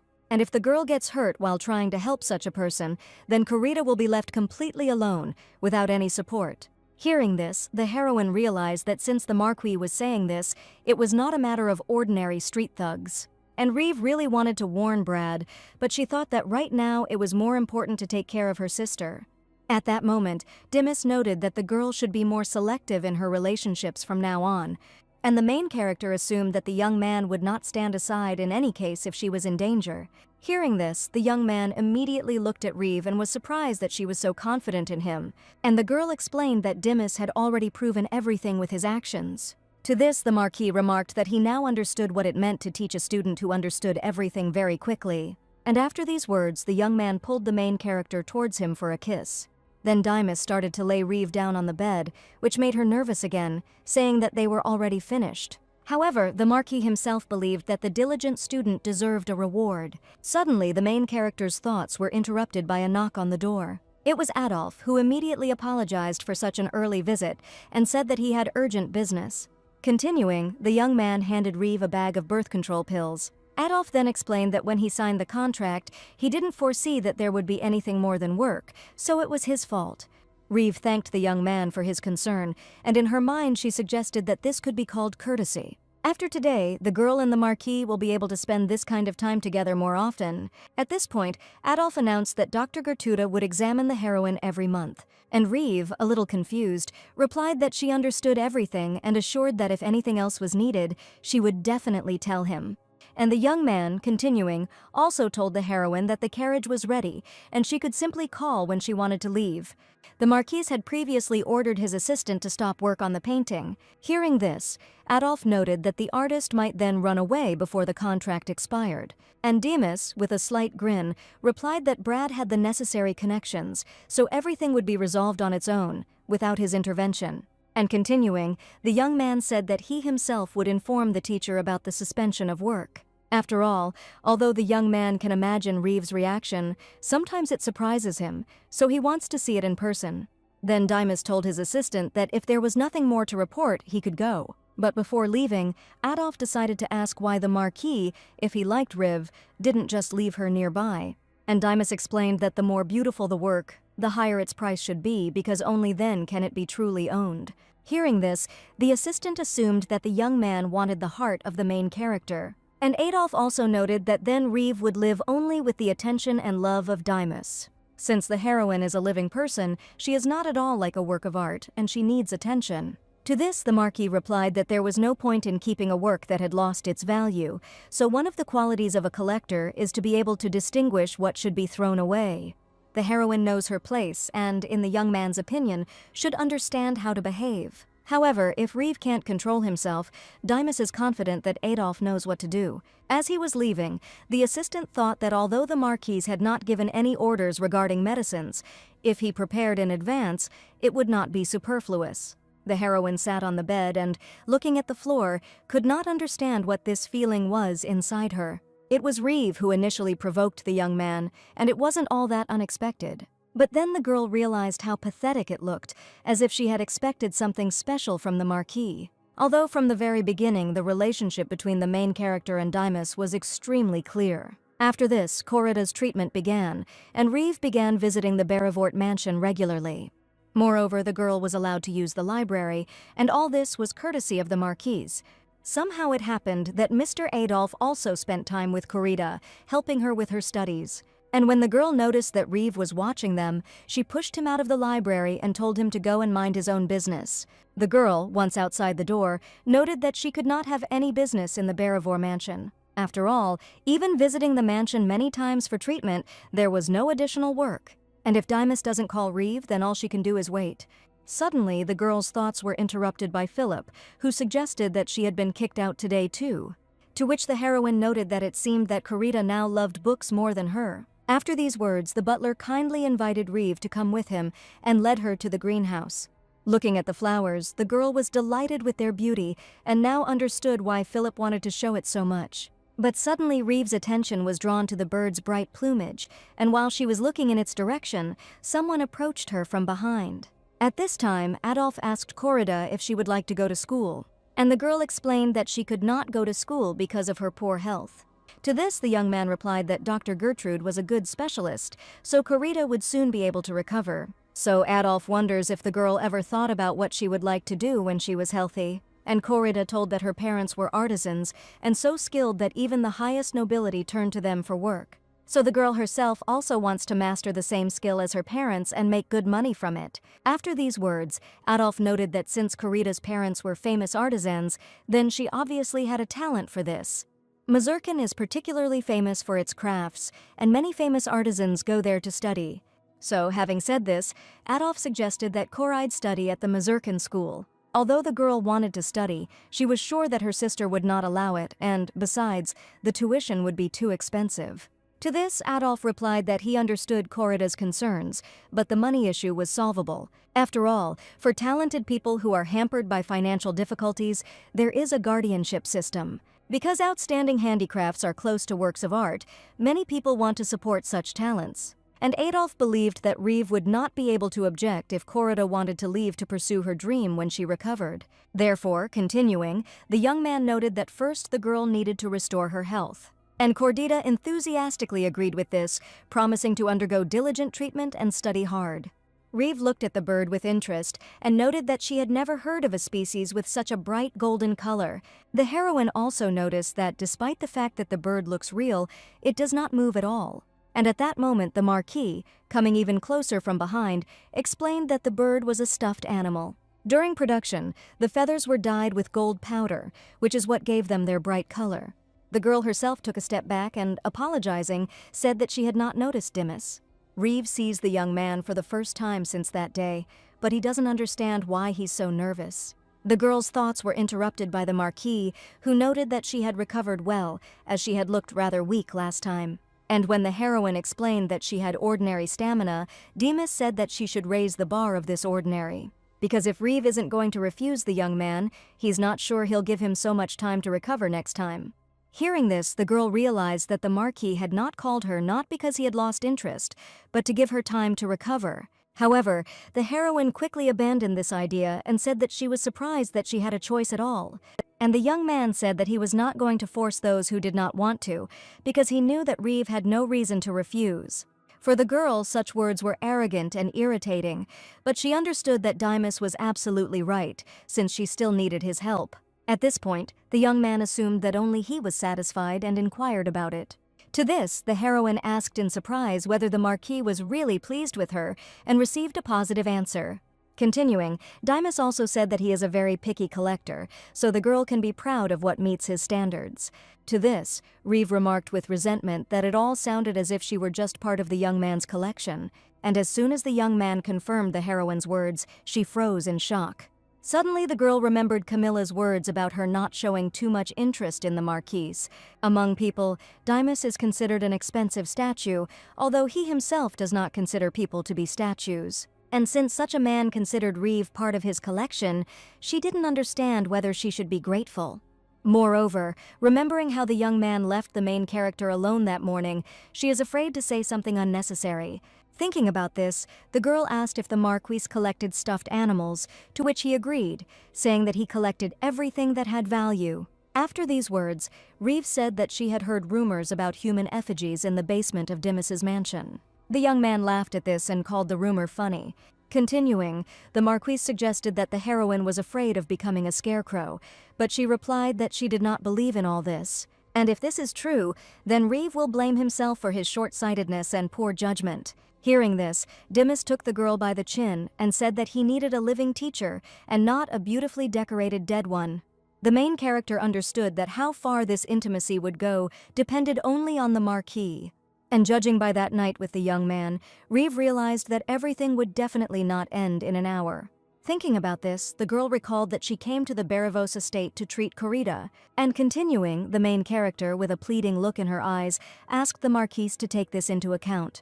To which Dimas noted with a grin that Reeve was becoming more and more bold in his demands, and the girl assumed that this is what the Marquis wanted. although Riv herself mentally asked herself to pull herself together, at least for the sake of Corrida. But Demas's blue eyes are like sinister gems that suck out the soul. And the main character believed that if you weren't on guard, you could drown in this bottomless swamp.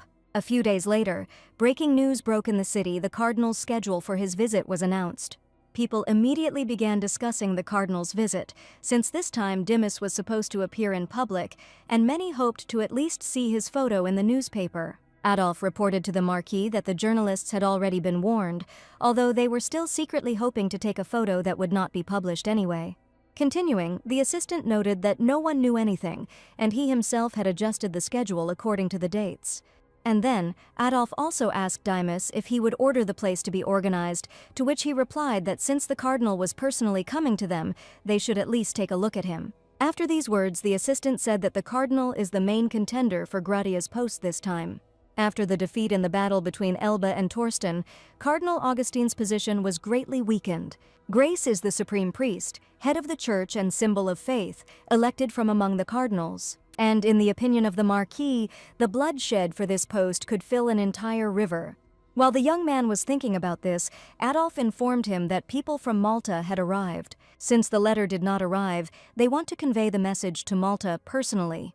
Demas didn't like this, and he sarcastically suggested that since the reply letter hadn't been read, the family had vision problems. And Adolf explained that the Duke of Malta's daughter wanted to pay a visit in person. Hearing this, the young man said that he had already refused Malta, and it seemed they did not understand at all. That's why Demas believed that Malta would understand everything when they got shot, since they were walking around so recklessly. To this, Adolf reminded that this visit of the cardinal is considered a peaceful pilgrimage, and if harm is caused to the pilgrims, it will provoke the wrath of believers around the world, so no one will dare. After these words, the Marquis immediately understood that they were being so stubborn about Malta because they thought that he would be afraid of the church and open the doors. And the young man was irritated that even though he and Lucia had been raised together, she had grown up so stupid. Having thought about this, Demas said that it was time to get rid of this headache and asked his assistant to book an opera for the day of Lucia's visit. And when Adolf asked about an accompanying lady, the Marquis noted that he didn't have many women at the moment. Hearing this, the assistant reminded them that they would not be able to avoid rumors even in Buerno. However, Demas said that it didn't matter because he didn't intend to hide it forever anyway. After some time, Millian excitedly asked Reeve about the list of pilgrims that was being discussed throughout the estate. The girl herself was most interested in Malta, who had recently caused a stir with her broken engagement. Recently, there was a break in the engagement between the Malta family, famous for its cardinals and politicians, and the Siegel family from neighboring Torsten. Lucia Malte, the Duke's only daughter, with her honey-colored hair and beauty, was the object of admiration for young aristocratic women. And Millian also admired Lucia's courage in rejecting a political marriage for true love. The main character heard many rumors about the reasons for the termination of this predetermined engagement and began to think about it. Thinking about this, Reeve asked the girl if Malta would stay in their barony, and Millian suggested that the family would stay at Demas's estate since Lucia knew him. Moreover, there are rumors that the break in the engagement is connected with the Marquis, because the heroes are in love with each other. Hearing this, Reeve realized that she had been mistaken in thinking that Demas treated her specially, because it turned out that this was not the case. Millian continued, noting that thanks to the cardinal's visit, the young man and Lucia would meet again, and for the girl it was already surprising that the Marquis was receiving guests in his mansion, and the first guest would be the daughter of the Duke of Malta, who had broken off her engagement for him. So even if it was just rumors, Millian thought it was all very romantic. At this time, the main character was very depressed and, immersed in her thoughts, completely ignored the girl. But Millian still managed to get through to Reeve, noting that she had missed everything again because she wasn't interested in such conversations. To this, the girl apologized and said that the time for gossip was over, so it was time to start the lesson. And having said this, Reeve thought about why she continued to want to be special, even though she knew how dangerous and painful it was. At the end of the lesson, Millian asked if the heroine was really okay, since she had been absent-minded all day. And the girl, apologizing, replied that she was a little ill and would make up for the missed material next time. Afterwards, Millian invited Reeve to dinner, as the parents wanted to invite all the teachers. The main character was a little confused by this because she didn't really want to walk around at night. But the girl could not resist Million's persuasion and nevertheless accepted the invitation. Besides, Reeve understood that she had no choice, but she hoped that after the move everything would get better. And meetings with students' parents are part of the governess's job. Already at dinner, the parents thanked all the teachers and asked them to continue to take care of Million. The main character felt awkward in this situation and sat quietly, and noticing Camille, Reeve mentally assumed that he was close to the barren couple. Then, noticing the mistress's warm smile, the girl involuntarily responded in kind, feeling slightly bewildered by the unexpected friendliness. After dinner, Million took the heroine to the garden and told her that it was especially beautiful at night, so she really wanted to show it to her. However, at that moment the girl's mother called out to her, to which she immediately turned around. And Reeve, smiling, asked the girl to go into the house, but she really wanted to show the garden and was a little disappointed with what was happening. But Million still ran to her mother, asking the girl not to go anywhere because she would be back soon. The main character, looking around, noticed a familiar silhouette. It was Camille, who was sitting alone on the bench. However, hearing footsteps behind him, the young man immediately turned around and was very glad to see Reeve. Therefore, without delay, Camille approached the girl and, noticing that she had also come to admire the garden, suggested that they look at the beautiful flower bed. But the heroine refused and suggested that the young man was often here. And the young man explained that in connection with the upcoming visit of the cardinal, he had to visit the barony of Fendos more often. Hearing this, Reeve remembered how Million had told her that Camille's acquaintance was a close friend of the Duke of Malt's daughter. And after these thoughts, the heroine asked the young man if he was a nobleman, to which Camille calmly admitted that he was indeed a nobleman, but his family was not so noble. And besides, the young man is now an ordinary drawing teacher who does not live very richly. Reeve, a little wary, assumed that Camille had become close to her for some other reason. This immediately made the young man nervous and he quickly began to deny everything. But after a few seconds, having collected his thoughts, the young man said that he was in love with Reeve. And while the main character stood in shock, Camille admitted that he didn't mean to say it that way. In fact, the young man asked the Baroness for this meeting, because Camille likes Reeve, but he finds it difficult to find a way to talk. And the young man told the Baroness that he could not pass by if he accidentally met the main character. The girl, listening to this, realized that the mistress's smile and all the interest that she had felt until now was only an expression of desire. Reeve also immediately remembered how, at one of her previous jobs, a young man offered to spend the night with him for money, and for the main character, this fleeting passion was a sore subject. After thinking about it, the girl said that this was unacceptable for her because, unlike Camille, she was a governess hired by the family. And Reeve believed that if the young man understood that it was difficult for her to refuse, he would not have been so tactless. And when the young man asserted that he was also an employee, the main character replied that she found it hard to believe. Hearing this, Camille was confused and assumed that he had indeed been hasty. And continuing, the young man explained that he simply wanted to express his feelings. After some time, Reeve entered the temple. And although the main character didn't intend to come and pray, when her head is in confusion, she always goes here. Already at the exit of the church, the girl met Father Betrel, who, sweeping the yard, greeted her with a smile and noted that he had not seen her for a long time. And Reeve said that she moved and now lives a little further away. To which Father Betrel asked the heroine to still come to the chapel sometimes, because without her it was empty. However, the girl noted that there were many more people than before. And Betrel explained that it was all thanks to rumors about Dimas, who, according to people, visits the chapel. But when people realized that this was just a rumor, the number of visitors decreased again. And while her father was expressing his opinion about this, Reeve realized that on the day the Marquis came to her in the chapel, they could have been seen, and she really hoped that this did not happen. While having lunch with the young man, he noticed that Reeve was not eating well. Continuing, Dimas asked the girl if she had any plans after work. And then the Marquis also clarified that he was talking about the man with whom Reeve had such a nice conversation on the street. The heroine explained that Betrel is a novice and does not meet with parishioners in an informal setting. However, the young man noted that entertainment and spiritual life are two different things, and Reeve said she just wanted to say she doesn't have any personal meetings. The problem was that the girl had heard that her paths with the Marquise were crossing. The main character also believes that they should be more careful. Since the cardinal and his retinue will soon arrive, it would be unpleasant if strange rumors began to spread. After all, Reeve had heard that among the guests there was someone the young man knew, and if this person misunderstands, there may be problems. Hearing this, Dimas became curious about who they were talking about, and the main character realized that Million was telling the truth. Otherwise, the young man would have immediately interrupted the conversation. And despite the fact that the girl considered all this to be ugly in such a situation, she said that she was talking about the daughter of the Duke of Malta. After these words, Dimas came closer to Riv and noted that he only wanted to feed her because she was feeling very bad.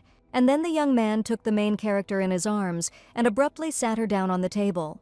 Continuing, the Marquise reported that the girl was the first to say such sweet things. However, Reeve shouldn't worry, because the young man doesn't intend to receive other guests where he spends time with her.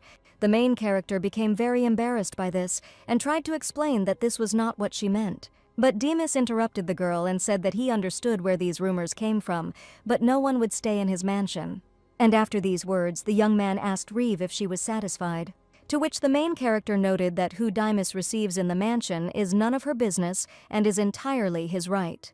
But the Marquis repeated his question about whether the girl was personally satisfied with his answer, and Reeve, after remaining silent for a while, nevertheless answered in agreement. Hearing this, the young man smiled and said that now it was his turn to receive satisfaction. And this will be the second lesson for Dimas and the main character. After all, in the Marquise's opinion, the girl's skills have not improved at all and she needs to study more. The young man was also very interested in why Reeve was talking about Lady Malta, and the main character explained that she simply repeated the words that Million told her. Hearing this, Dimas asked the girl if she always believed the unconfirmed information of her students, to which she replied that she didn't believe anything. And the Marquis noted that for someone who said she would accept anything no matter what happened, her interest seemed quite strong. Continuing, the young man told Reeve that she was a fast learner. The main character, clutching tighter, asked Dimas to wait because she might fall. And when the young man suggested that Reeve was tired, she began to beg him to let her go. However, the young man grinned and said that he would never let anyone he caught escape. The Marquise's firm grip makes his words seem sincere. And Reeve wondered if the boy would continue to look at her if she attracted unnecessary attention. The heroine also wanted to know whether this unwavering support on which she relied would ever disappear. The girl herself did not understand why she wanted to hold on to this man so much. And besides, Reeve didn't even know what she wanted or felt. After some time, the heroine was in the corridor where she was noticed by the butler, who remarked that she looked unwell. Continuing, the man said that Dr. Gertrude had not yet left the estate, so Reeve could undergo an examination. But the girl replied that everything was fine and she was just a little sleepy. After that day, Reeve had no more extra hours. The Marquis achieved what he wanted, and he and the girl became close without hesitation. Over time, the nature of the main character's duties changed, becoming something completely different. At this time, the butler was showing the girl through the window a good area for riding. Reeve, however, was unsure whether she should go, as she was clumsy in the saddle and still felt the effects of yesterday. And when the man began to report that the heroine would soon have to accompany Dimas to the hunting grounds, he was interrupted. It was the Marquis himself who ordered the preparations to be cancelled. Continuing, the young man invited Reeve to take a walk around the greenhouse. Already on the street, the main character said that she thought that Dimas would go hunting. The young man explained that if the goal was to improve Reeve's endurance, they didn't have to go hunting, although horse riding is still mainly for hunting. At this time, the girl noticed the figure of the bird and asked what happens to animals during the hunt. And Dimas said that sometimes the animals are butchered, sometimes they are cooked, and sometimes it ends in a senseless killing. Hearing this, Reeve remembered how the young man had saved her life. And then the main character suggested that the young man had become accustomed to death. And continuing, the girl asked Dimas if he had been on the battlefield. After all, it seems to Reeve that the Marquis is accustomed to weapons and murder. The young man himself noted that the main character had never been frightened by such things before. After these words, the girl panicked because she realized that she shouldn't have said that. However, when Dimas looked at the heroine, she exhaled as she noticed that he was not angry. And having calmed down, Reeve said that as long as the young man did not use a weapon against her, there was no reason to worry. Hearing this, the young man became interested in what the main character was afraid of. And the girl said that her fear is to survive. To this, Demas noted that Reeve spoke just like a soldier who had been through a war, and if she graduated from Clemens Institute, then he couldn't imagine there was anything to worry about. And the heroine said that Clemen is a good institution, because thanks to various scholarship programs, even ordinary people who meet the criteria can dream of admission. And when Demas asked about the criteria, the girl explained that you need to have good grades, not be a nobleman, look decent, and not have an ounce of pride. Every year, the school needs a commoner student to go to events and thank everyone for their kindness. The scholarships come from contributions made by nobles when their children enter the school, and these people want to see with their own eyes confirmation of their charity. After listening to everything, Demas noted that Reeve had an amazing understanding of her situation, and the main character said that otherwise she would not have survived. And, looking at the greenhouse, the girl mentally concluded that these were the Marquise's personal chambers in this place. And while Reeve was trying to understand why she had been brought here, the young man grabbed her hand. Then, pulling the main character closer to him, Demas revealed that his assistant suspects that she is seeking to become the mistress of an aristocrat. And as soon as the girl wanted to answer that if she wanted such a position, the Marquis interrupted her, saying that she would have received all of this long ago. Continuing, the young man suggested that this was precisely why Reeve had suffered humiliation at her previous jobs. Moreover, when a person is too bright and magnificent, people are even afraid to touch him. But the main character is just attractive enough to be of interest. And in such cases, things usually don't go smoothly. Hearing this, Reeve assumed that Demas knew such a person. And the young man, having answered positively, said that this man was dead due to an accident. The girl immediately became interested in who the Marquis was talking about, but she understood that she would not receive an answer. However, at least the main character sees that Demas is honest with her. Thinking about it, Reeve noted that even a beautiful rose has thorns, but there will always be someone who dares to reach out to it. And the young man said that he would praise such courage. After all, it will not be Demas who will shed the blood from the thorns, but someone else. But the main character reminded us that when branches are broken, it hurts the rose itself too. And besides, a broken branch eventually dries out. After these words, Demas grinned and suggested that then the girl would just watch. Having finished talking about this, Reeve sat down next to the young man and began to remove his glove. The Marquis, noticing that the heroine was carefully examining the scar, asked if she was interested in it. Continuing, the young man said that he remembered how he almost lost his fingers when he grabbed the blade with his bare hands. Among the many scars on Demas's body, the one on his arm was the very first. The boy, who was taken in by a priest, entered a military academy. At that time, wars were going on everywhere, and for a man with a troubled past, the fastest path to success was to take up arms. After all, in their world only strength and position were recognized. Those who possessed both became predators, and the boy, who had neither, became a victim. So that day, Demas repelled the attack by stopping the sword with his hand. However, the boy did not expect to injure himself because he thought that duels with real swords were prohibited. After hearing this, the main character asked the young man if he had won. But the young man could not immediately answer this and began to think, and after a short silence, Demas said that he had won. Hearing this, Reeve immediately kissed the Marquis's hand, and then the girl noticed that this scar was a sign of Demas's victory. This shocked the young man, and he froze in place. After all, objectively, Demas won that fight, but he never considered it a victory. In the opinion of the young man, victory should be glorious and sublime. Now the Marquis could not believe that Reeve considered such ugly marks a sign of victory, and Demas wondered if the girl would say the same thing if she saw the scars all over his body. Thinking about this, the young man grabbed Reeve's hand and pulled her towards him to kiss her. And although the Marquis considered such words impudent, he was still very pleased. A few days later, the girl was sitting in a carriage, and Camille was telling her about a new open-air theater where they put on performances to welcome pilgrims. The main character herself sat silently at this time and did not understand how she got here. After all, Reeve just wanted to go home after class. Suddenly, the heroine's thoughts were interrupted by a woman who said that she had ordered a cake for her near Paimon Street, so she needed someone to take her there. And the lady thought that Camille would be very happy to help. Hearing this, Reeve was only glad that the young man was behaving as usual, and the woman and Million were already enthusiastically seeing them off. The young man, looking out the window, noticed that the streets were already in full swing. Camille also said that the cardinal will lead a prayer of blessing in the largest chapel in Bureno, and many say that if you see this prayer, it will bring good luck. Riv, from the moment she met the Marquis, no longer prayed, since she did not feel the need to do so. And after thinking about this, the main character told Camille that she thought that such luck would be too much for her. After all, the girl is quite happy with the luck that has befallen her now. After some time, the heroes took the cake and Riv noted that the young man did not need to walk her home. But Camille asked the girl to accept this as a gentleman's duty. Even in the main character's ordinary thoughts, Dimas appears in her head.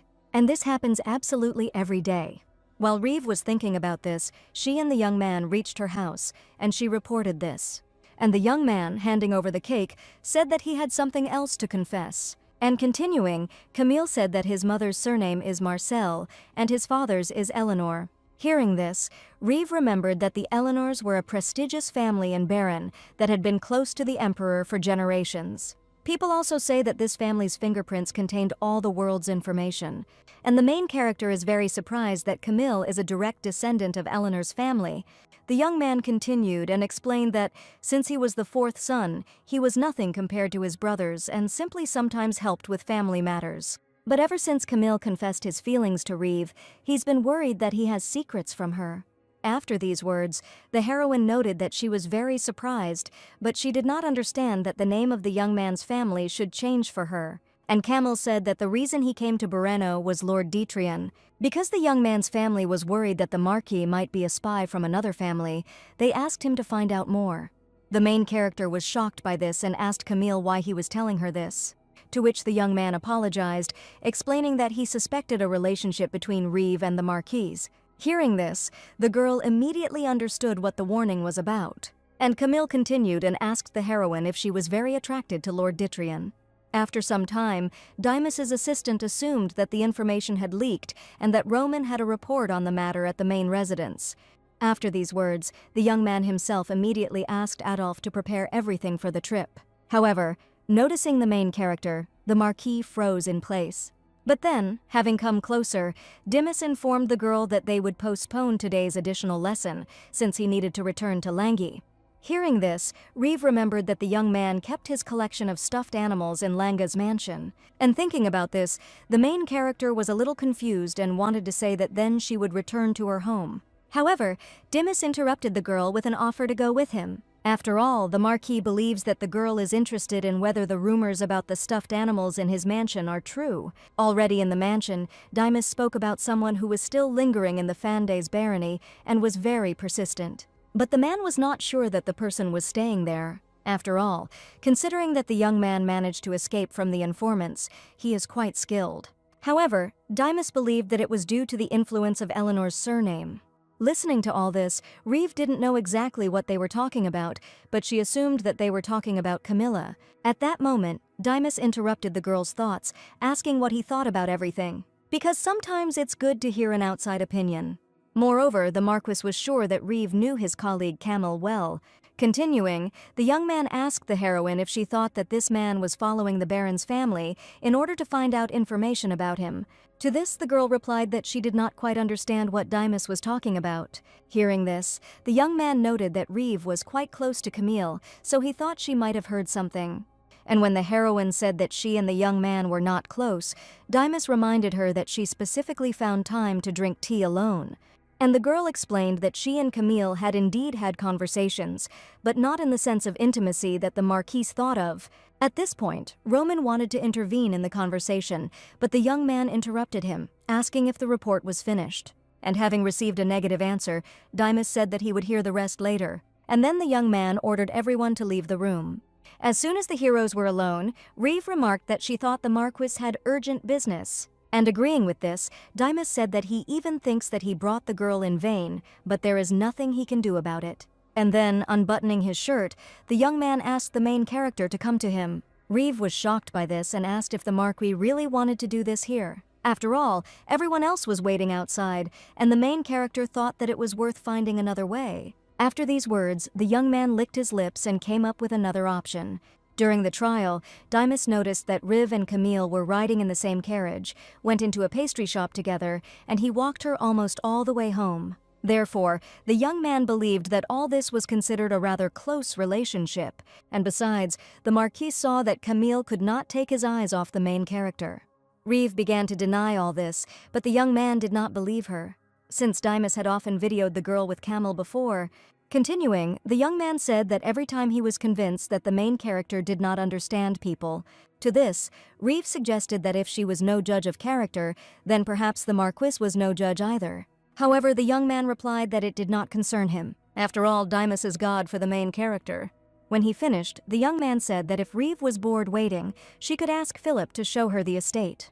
The girl can also even check to see if there are any stuffed animals stored in the basement. A few minutes later, the man was talking about a gallery where paintings are usually hung, but the Marquis doesn't like to leave portraits. And as he passed by the weapon, Philip told Reeve not to be afraid, as it was old and no longer in use.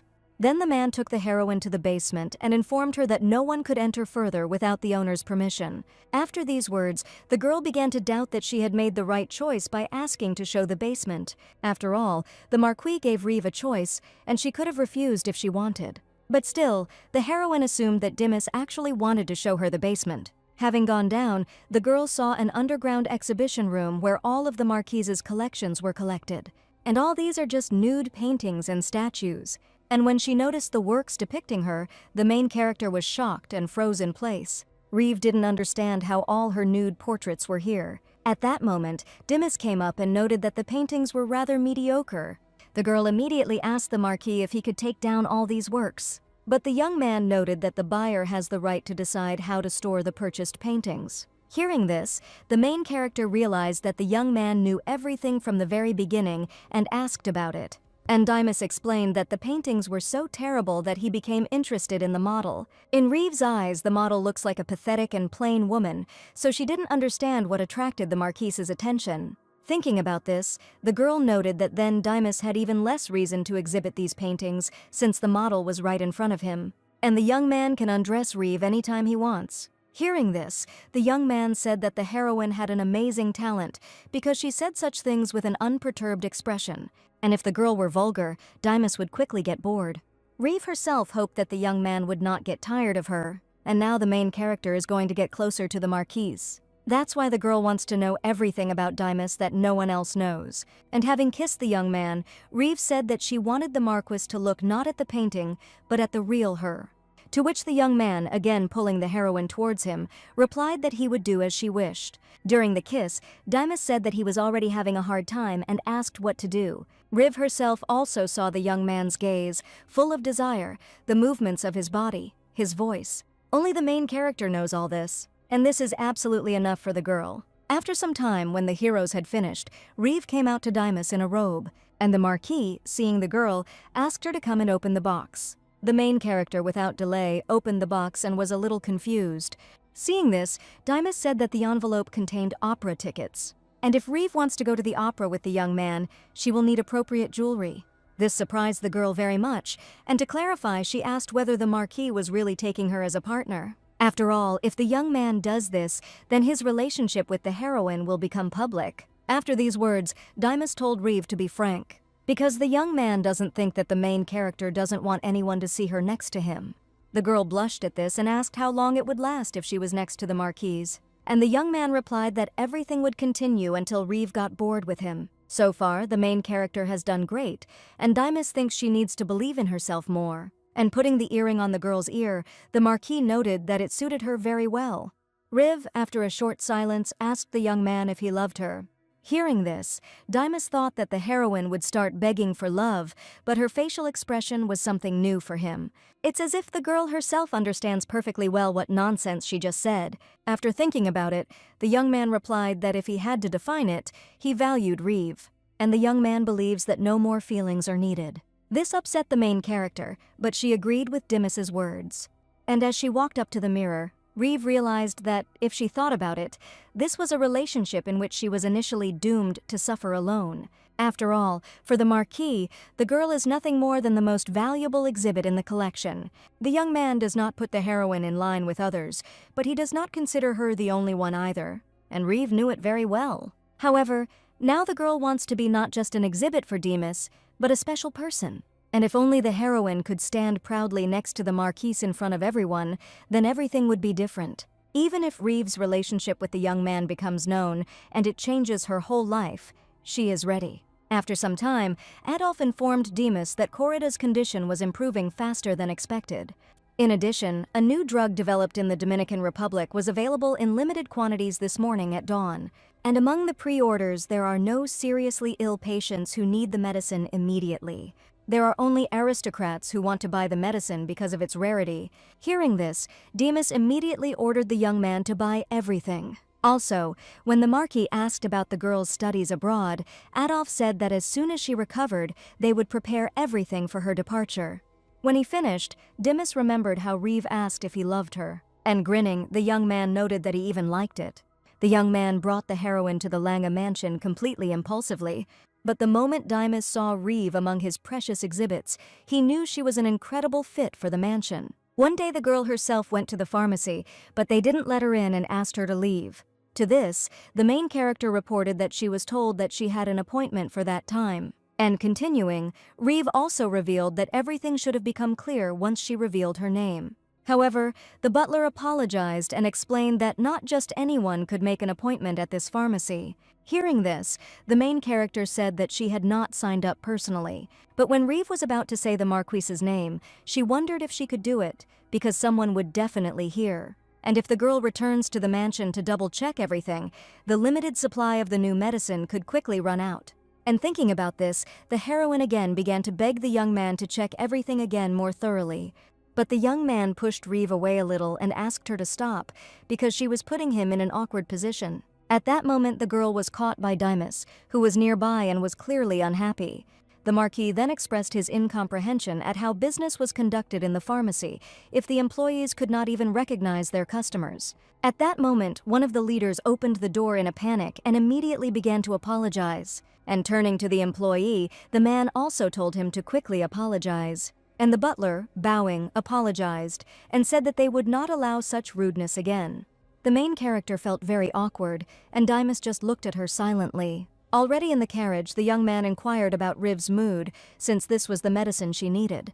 And the girl, agreeing with this, asked the Marquis how he knew how she had been treated in Cairab. Hearing this, the young man remarked that if the heroine really didn't understand, then it was disappointing. And Reeve mentally agreed with this because it was obvious that Demas was monitoring her daily life. Therefore, having thought about this, the girl decided to ask the Marquis since when this interest in her began. Because if the main character knew this, it would be easier for her to decide how to behave in the future. But Demas responded to this by saying that it is not the past that is important, but the present. And if Reeve is wise to stay close to the boy, she will continue to receive the same treatment. The main character immediately agreed with these words and called them reasonable. Then, moving closer to Demas, the girl asked if she could kiss him because it seemed to her that he wanted it. And the young man, without delaying or answering, pulled Reeve towards him and kissed her.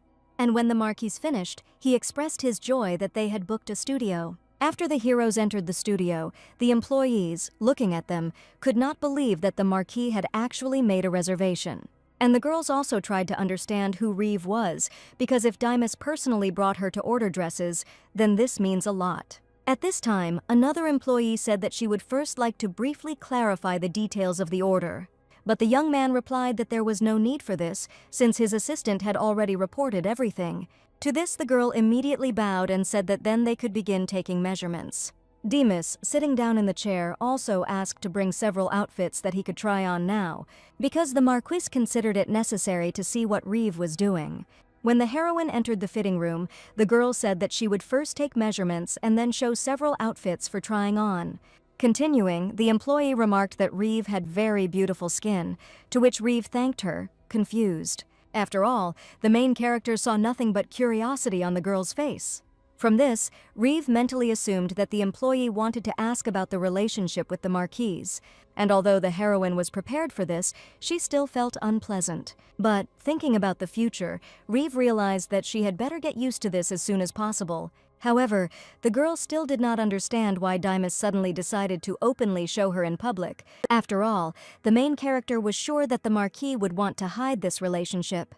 A few minutes later, Reeve came out to the young man in one of the dresses. And the young man, looking at the heroine, immediately grinned. The girl felt awkward because she had never worn such outfits and thought she looked funny. At this point, the employee asked Demas if he wanted to look at other dresses, to which he said yes. After some time, Riv came out in a new outfit, and the girl said that it was just popular in Majurkin right now. Continuing, the staff picked out several more different outfits for the heroine, telling her a little about each one. And when Reeve came out in the last dress, the young man immediately began to look at her more closely, and when asked how he liked the outfit, Dimas licked his lips and replied that he liked it. After this, one of the employees informed her colleagues that they needed to quickly pack up all the dresses that the girl had tried on. At that moment, the Marquis entered Reeve's fitting room, to which she immediately turned around and noted that she could change her clothes herself. However, Dimas, having closed the curtain, said that there was no need to change clothes. And then, approaching Reeve, the young man said that he had been holding back for a long time.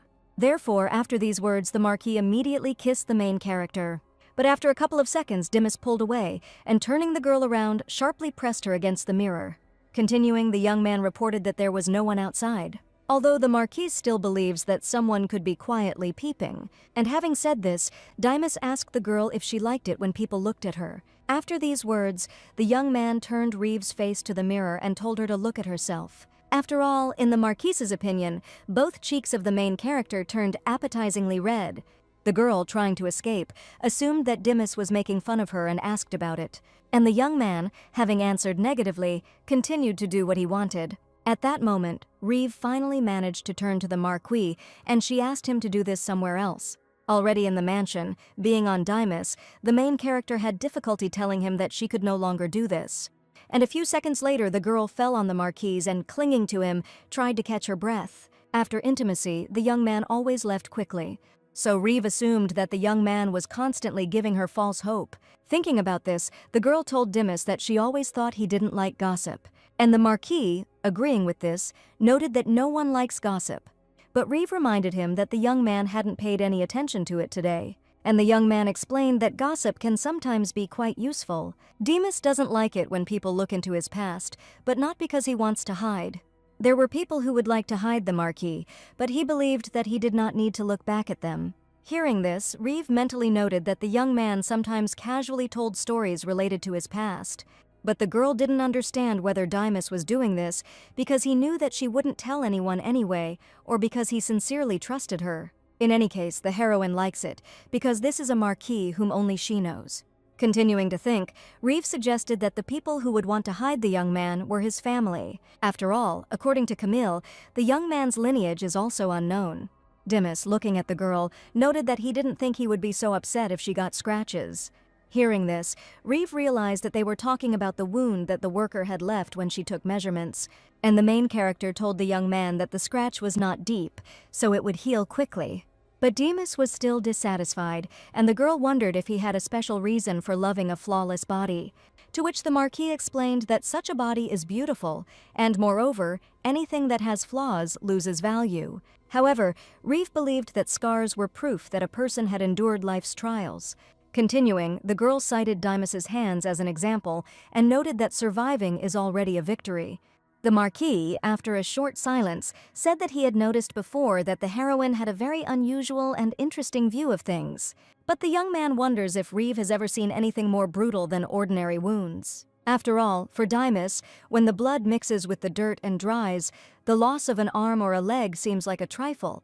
And the Marquis is sure that the heroine cannot even imagine how loud and disgusting the cries of despair of those who barely survived are.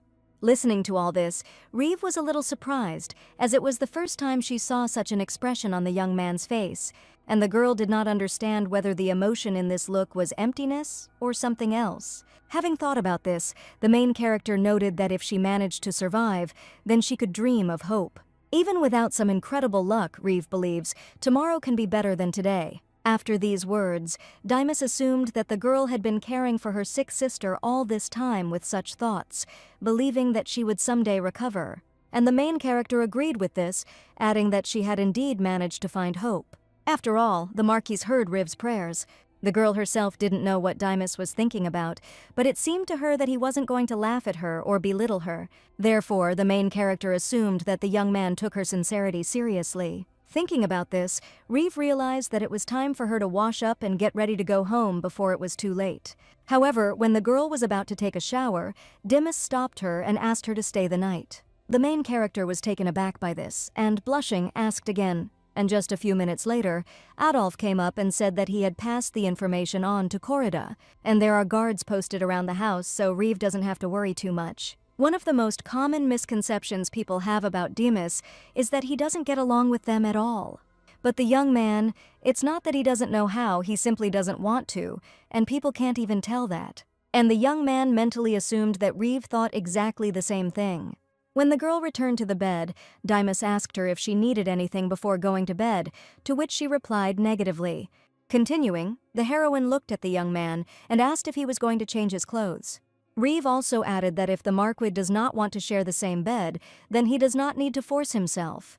However, the young man immediately stated that he never does anything by force. Hearing this, the girl hesitantly noted that it still looked as if Dimas was uncomfortable. Moreover, light clothing promotes sound sleep. After these words, the Marquise grinned and asked Reeve if she wanted to undress him.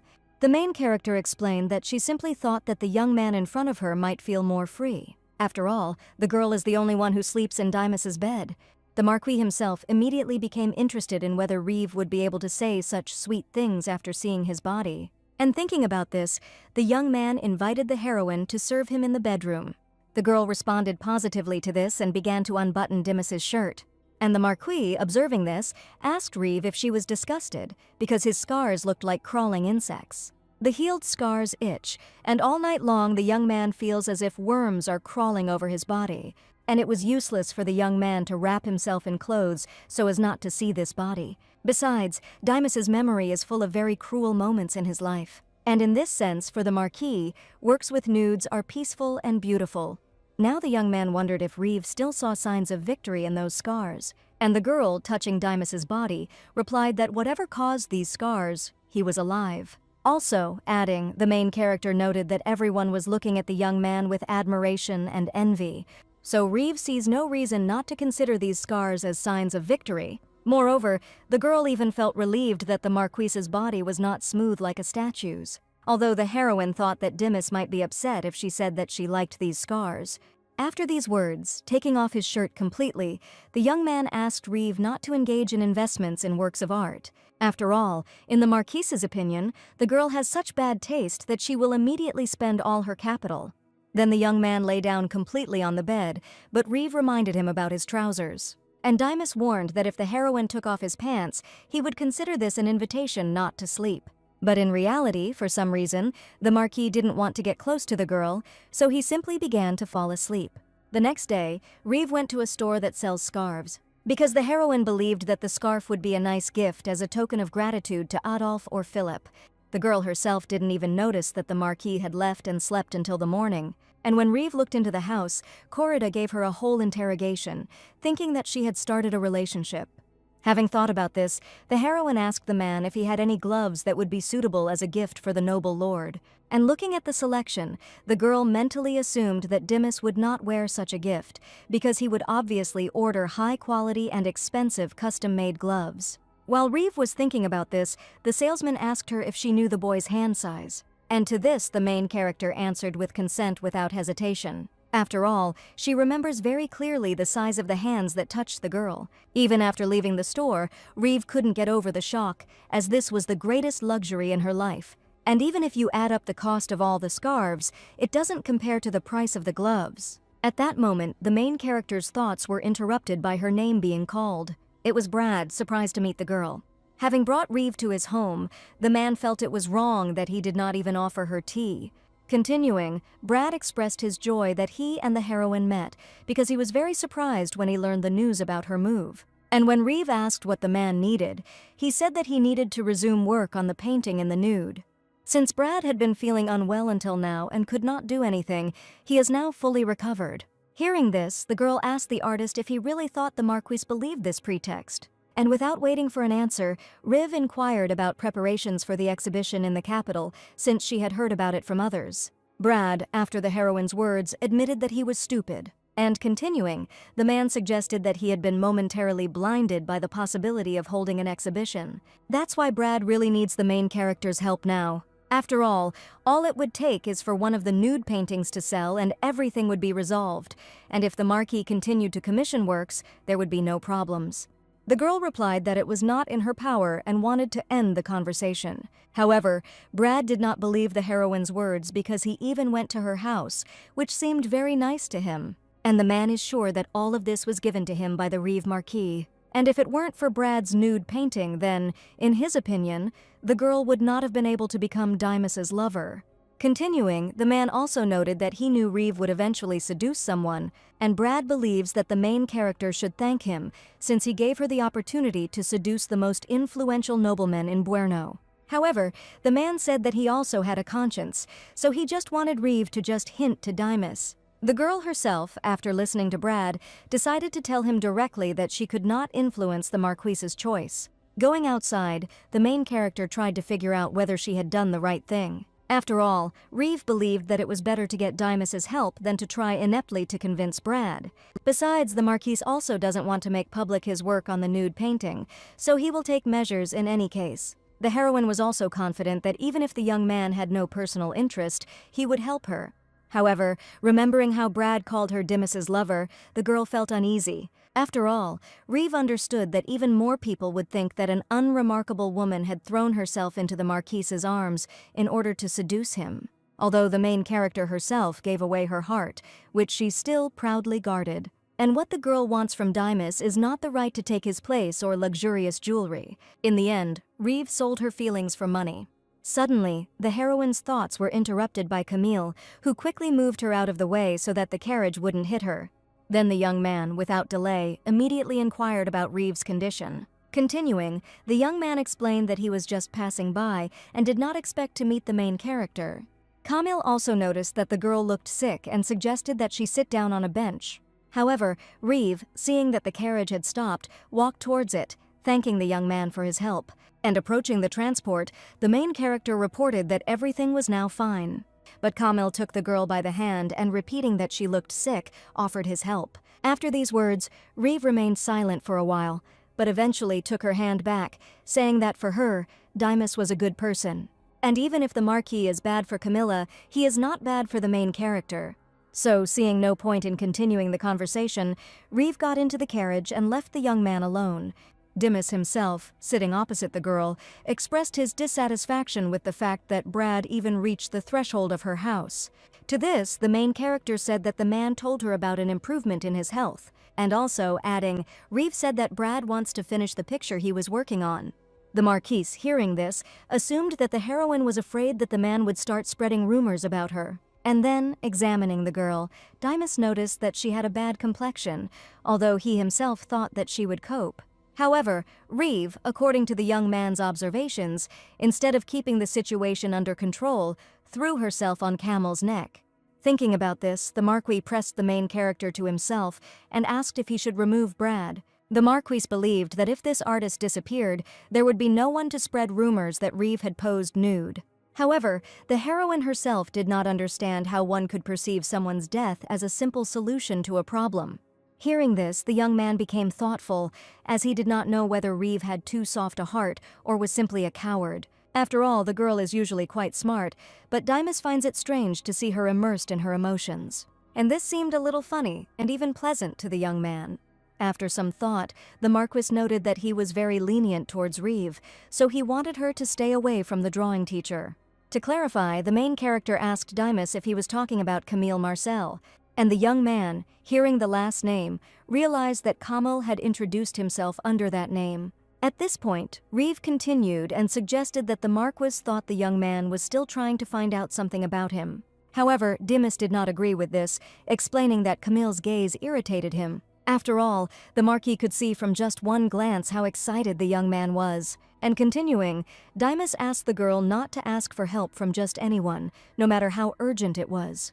Hearing this, Reeve asked the young man if he would always be there when she needed help, and the Marquis noted that he had never acted differently than he did today. After that day, the heroine's already limited life became even more closed off. Security was constantly on duty near the house, and Dimas's carriage was used for outings. And classes at Fendos Manor were often cancelled due to receptions, so Reeve had almost no reason to leave the house. The girl thought it would be a lie to say that it wasn't depressing, but if she thought of it as a short vacation, it made her feel a little better. And after spending several days like this, the main character finally got the chance to go to the theater.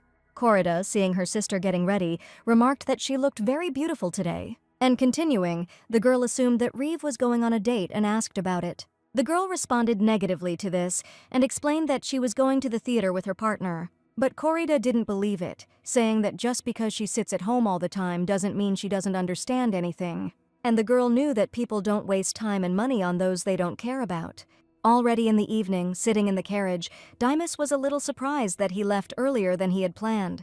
After all, the young man did not want to run into people and was planning to enter after the performance had begun. And while continuing to wait for Reeve, the Marquis felt that she would not wear what he had bought, but would go out as usual. The young man also thought about turning the carriage around, since there was still enough time.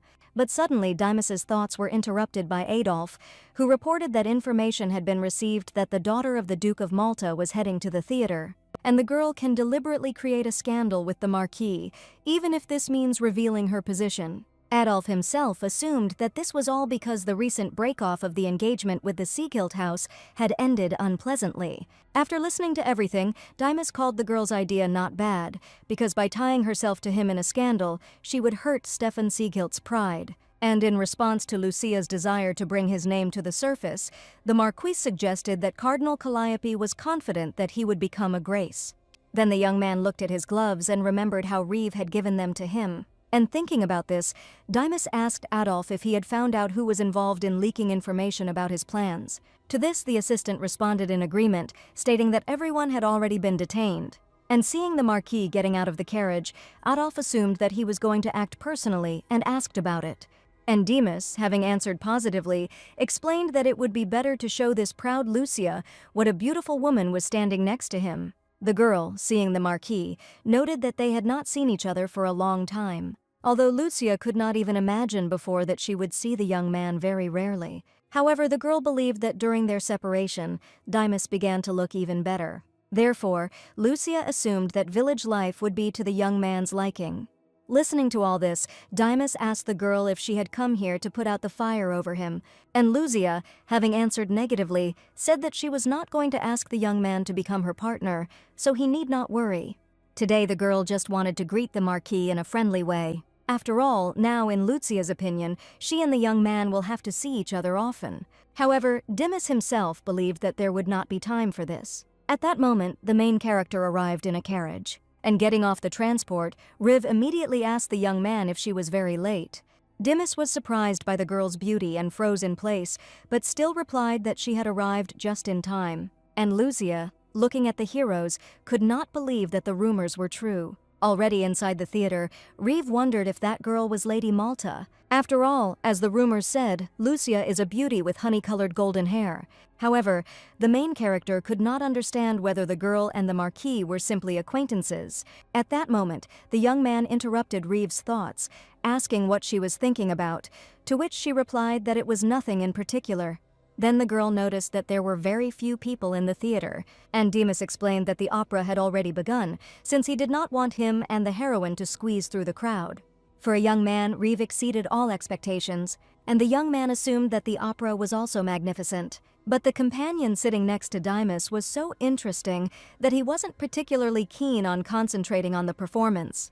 And the young man was sure that Reeve did not understand that at that moment all eyes were on her. Although instead of discussing the content of the play, people will talk about the unexpected personality of the teacher and how much the Marquis is carried away by her. When Dimas touched the girl's earring, she noticed her gift and said she didn't think he would wear those gloves. After all, the young man has many better gloves. Hearing this, the young man asked why Reeve had given him such a gift. And the main character, a little confused, explained that she did it for her own pleasure. Just like Dimas, he sat the girl here for his own pleasure. After these words, the young man said that he would no longer interfere, and Reeve could enjoy the show. The next day, Lucia came to the Marquis and, taking a sip of tea, asked his opinion about the previous day's play. However, Dimas replied that there was no time for long conversations and that they needed to finish quickly. Hearing this, the girl became interested in what the rush was all about. And continuing, Lucia suggested that the problem was that the young man had a lover waiting for him outside. To this, Dimas immediately responded with agreement, noting that he thought he had explained enough yesterday. After all, recently the young man has completely lost his head over the main character. After these words, Lucia smirked and said that she knew about the young man's bad character, but that was enough. Continuing, the girl explained that when the cardinal arrived, Dimas would need to show his best side. And these are the conditions of the Malte family. Lucia also said that military records will be registered as external assignments, and all previous contents can be completely erased. The young man himself, after listening, called it all boredom, but Lucia didn't see a problem with that, because the girl considered it stupid for a man who killed people in the war to continue living in such a place. And Dimas noted that this was a fair point. Also, as the girl knows, the Marquis needs to see blood regularly to calm down. And after these words, the young man ordered the servants to bring the man. As soon as the man was thrown to the floor, Dimas asked Lucia if they knew each other. But despite the young man's pleas, the girl turned away, saying that she did not know him. And just a second later, a shot rang out, after which the man died instantly. Continuing, Dimas said that this man was digging into his past. And the young man believed that there was one main problem with people who grew up in hothouse conditions. According to the Marquis, such individuals think that they are not in any danger. Having said this, the young man decided to return to his promise to erase the war records. And coming closer to the girl, Dimas asked if she really believed that he could not return to the army. Once upon a time, the young man was firmly convinced that there was honor and glory in his future. This is exactly what the young man needed at that time. But since Dimas could not act as a descendant of a cardinal, he had to look for someone who would become his supporter. And this was Stefan Sieghild, who had nothing but his pedigree. After that, everything went well. Serving as Stefan's adjutant, although Dimas sometimes encountered obstacles, the loyalty of his subordinates was on his side. All that was left for the young man to do was to receive an official title from the king and then become a groom of the House of Malta. One day, Sieghild began to beg Dimas to protect him. And in the final battle, the young man took upon himself Stefan's fatal mistake. In the end, the young man received only an empty title, along with a dishonorable discharge and military records that became strictly classified. Lucia became curious as to why Dimas himself retreated, knowing that all the military merits would go to Stefan, and the young man called it unfortunate that the lady could only speak nonsense. After all, if the young man had valued his military service, he would not have broken Stefan's arm in front of everyone. And when Dimas asked if the girl wanted to say anything else, she replied that he would regret it. Because even if Lucia can't kill the young man, she can certainly disgrace him. And the young man, although he understood this perfectly well, said that he would not regret it. After these words, Dimas headed for the exit, and Lucia, immediately getting up from the sofa, indignantly asked if he was afraid of the consequences. To which the young man noted that it was the lady who came here out of fear of the consequences of the past. And instead of doing something worthwhile, Lucia decided to make the young man a very boring proposal. Continuing, Dimas said that he didn't know whether it was his mood or not, but the mere idea that Lucia is nearby makes the young man feel disgusted. After this meeting, the young man called Reeve, and she, having arrived at the right place, did not understand what he wanted to do. Dimas, approaching the main character, asked her to take the gun. To this, the girl suggested that the Marquis wanted her to go hunting with him, but the young man noted that you couldn't even catch a rabbit with such a weapon. Reeve was a little confused by this, as she didn't understand why she needed a gun that wasn't even good for hunting small animals, and Dimas explained that although he wouldn't catch the rabbit, he could drive away the rat. Moreover, the Marquis noticed that there were many different people walking around the girl. Therefore, while the young man is on his way to help, it is better if Reeve can stand up for herself. The main character, raising the pistol higher, noticed that it was lighter than she thought, and Dimas explained that there were currently no bullets in the weapon. Continuing, the young man explained that the pistol had a short range, so to seriously injure, you had to get as close as possible. And adding, the Marquis said that Reeve should hide the weapon in his sleeve and suddenly shoot in a vital place.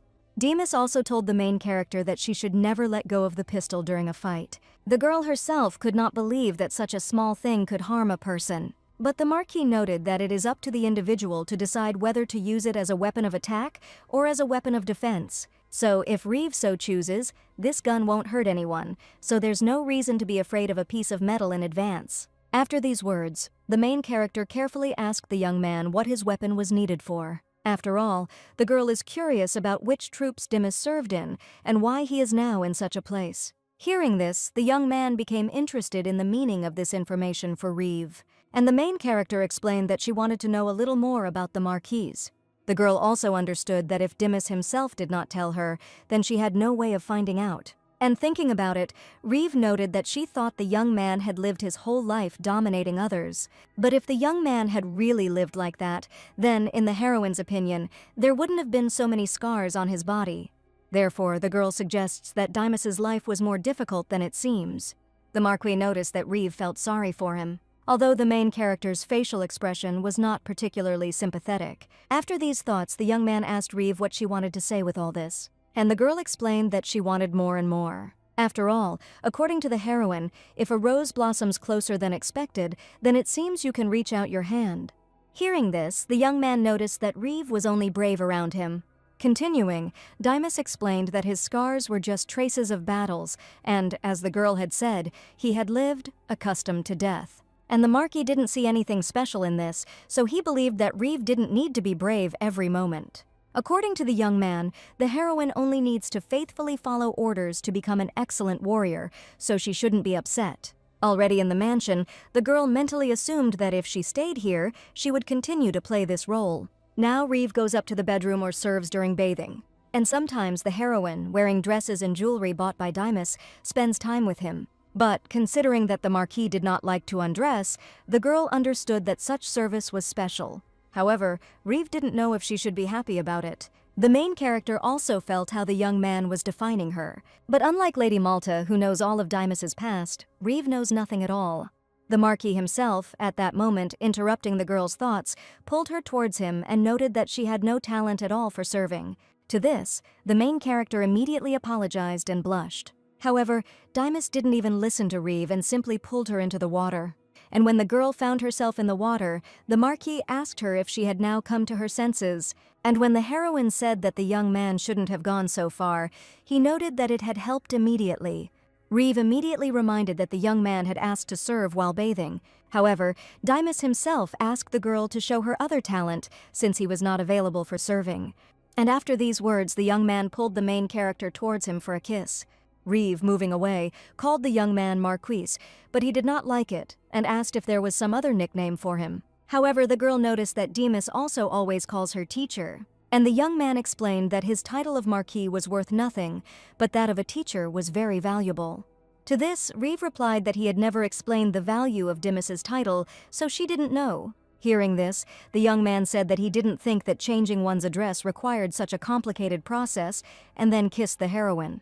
The girl herself explained that this was an attempt to understand her place, but the Marquis said that she had no need for unnecessary attachment. After all, in the young man's opinion, Reeve is quite capable of cultivating an affection that knows its place. After these words, the main character assumed that Dimas also desired her heart, to which the young man replied that if he only needed a body, he would not need a teacher. And continuing, the Marquis expressed his suspicions that Reeve was very eager to downplay his own worth. The girl, having listened to everything, addressed the young man by name, and Dimas, smiling, noted that it was much better this way. Ultimately, Reeve decided to accept what the Marquis gave her and acknowledge her feelings for him. But the girl thought it was strange and did not understand why, over time, she was becoming more and more like a stone, covered in cracks and ready to crumble to dust. At that moment, the main character's thoughts were interrupted by Kurita, who joyfully ran towards her. Running closer, the girl asked her sister's opinion about the wreath on her head, and Reeve, smiling, replied that it suited Kurita very well. The girl continued, offering the heroine to eat sweets and go for a boat ride when else would there be such a day. After these words, Kurita also wanted to tell the girl about training. But the girl remembered Adolf telling her that specific educational plans could be discussed after she had fully recovered. And, in the young man's opinion, this will be even more joyful news for Reeve. Now, while Kurita was thinking about this, the main character, waiting for a continuation, tried to call her. And the girl, coming to her senses, simply told Reeve to go faster before more people came running. Already in the evening, while Kurita was dancing, the girl watched her and thought that it was time to take her away. But at that moment, the main character heard how they were discussing her, calling her the Marquise's companion. The girls considered Reeve to be a governess who spread rumors about affairs and believed that she could not be trusted with the child. This immediately made the heroine cringe and realized that it was time to return, because the girl doesn't want Kurita to suffer because of gossip about her. However, suddenly a stranger called Reeve, saying that a gentleman had asked her to give her a note. The note instructed the main character to approach a four-wheeled white carriage, and the girl, opening the carriage door, saw Lucia, who immediately invited her to enter. But seeing that Reeve was hesitant to come in, the girl said that Malta's time was not so cheap that he should waste it on just anyone. When the main character finally entered, Lucia noted that she was disappointing her. After all, even though the girl doesn't know how good Reeve is in bed, she doesn't look particularly impressive. The heroine herself decided to ignore this and asked Lucia why she had called her. However, the girl replied that she had not given Reeve permission to speak yet. Continuing, Lucia also noted that although the main character calls herself a governess, her head doesn't work very well. But the girl didn't find this surprising because, in her opinion, one shouldn't expect a higher level from a commoner. And baring Reeve's neck, Lucia announced that she now knew that Dimas was not impotent. However, after these words, the girl also suggested that these were the traces of another man. Therefore, Lucia warned the heroine that she should behave decently while she was dating the Marquise. Reeve herself, listening to all this, realized that such impudence was not due to a lack of intelligence, but because the girl knew her place very well. And while the main character was thinking about this, Lucia allowed her to speak. Hearing this, Reeve assumed that the girl had learned a lot and had come to check if it was true. And Lucia said that she heard that the heroine was fired from her previous job for trying to seduce her eldest son, and at her current job she is having an affair with a male teacher. After these words, Reeve was shocked, as she did not expect that even rumors about Camille had spread. At that moment, the girl continued and asked the heroine to tell her the secret of why she became Dimas's lover. However, Reeve felt she shouldn't tell this. And Lucia, noticing that the heroine had a very bold manner of speech, suggested that she was hoping for Dimas. To this, Reeve replied that the young man was favorably disposed toward her manner of speech. And Lucia agreed with this, since the main character has really been in great favor lately, but all this will not last long. After all, Reeve doesn't know what kind of relationship there is between the girl and Dimas. And also the main character doesn't even know what kind of person the Marquise is. Hearing this, Reeve said that she would hear about this directly from the young man. And Lucia, mentioning Kurita, said that she wondered how long Dimas would tolerate her, since now the main character likes the Marquis, but it is unknown how long he will tolerate her sister. That night when Reeve returned home, her whole body was filled with heat, and the girl could not understand the exact reason. Throughout her life, the main character had never been ill of her own free will, but for the first time she refused the Marquise's summons. And what had previously been unthinkable for Reeve turned out to be surprisingly easy. So several days passed and the girl had the same dream. The dream was about the main character's future without Dimas, and she didn't know whether it was a nightmare or a prophetic one. The doctor, when she came again, reported that the temperature had dropped significantly, but Reeve should still continue taking her medication and avoid strenuous activity. To this, the heroine thanked the woman, since she was already busy looking after Kurita. However, the doctor asked the girl not to worry about it, and also said that her sister was worried about her. After all, Kurita doesn't want to be a burden for Riv, and besides, the woman feels like she's become more diligent in her studies with Adolf, since the girl plans to go to study in Marolkan in the near future. The main character was shocked by this and asked the woman again in confusion. And after this conversation, Kurita came to the girl and told her about her desire to study abroad. Hearing this, Reeve indignantly asked her sister how she could not discuss anything with her, and the girl responded with a scream that the main character would have been against it anyway. So Adolf told Kurita to tell her sister everything when the illness had passed a little. This shocked Reeve even more, and she immediately remembered Lucia's words about how the girl could quickly bore the Marquis. And after these thoughts, the girl decided that she needed to immediately go to Dimas. Already in the mansion, the young man said that he had heard that Kurita had recovered, and Reeve confirmed this. But the Marquis, looking at the girl, noted that she should make an appropriate face if she was going to say such a thing. To this, the main character replied that she was fine, but that she had always been fine before the young man's appearance. Hearing this, Dimas said that it all sounded as if he was to blame for the girl's illness. And Reeve, assuming that was the case, said that she thought that everything was much better than before. However, now the main character feels that only the empty shell has improved, At that moment, Dimas wanted to answer the girl, but she interrupted him, saying that she did not want to part with her sister. After all, Corrida is Reeve's only family and the child who gives her the strength to live. To this, the young man noted that excessive care is not the best way to raise children. And the heroine, hearing this, realized that, as she thought, Dimas did not even want to ask what she was leading to, which meant he admitted that he was trying to separate her from Corrida. Although Reeve still had a little hope that the Marquis would deny it and say that he didn't know anything. After thinking about this, the girl said that she understood perfectly well that Dimas had helped her a lot, not only by curing her sister, but also in many other ways. However, the future of Corrida is the business of only the main character and the girl herself. Besides, the young man already holds in his hands everything that Reeve has. So, in the girl's opinion, Dimas doesn't need to change or remove anything else. The Marquise, having heard everything, decided to speak honestly. And continuing, the young man said that he wanted the main character to stay in his estate. More precisely, the young man wants Reeve to stay forever. And this means that Dimas doesn't like it when a girl goes to others, even if it's her younger sister. After these words, the main character assumed that the young man wanted her to be like those numerous works that were stored in the basement, and the Marquis noted that it would be simpler if it were so, because the works obediently remain in their places.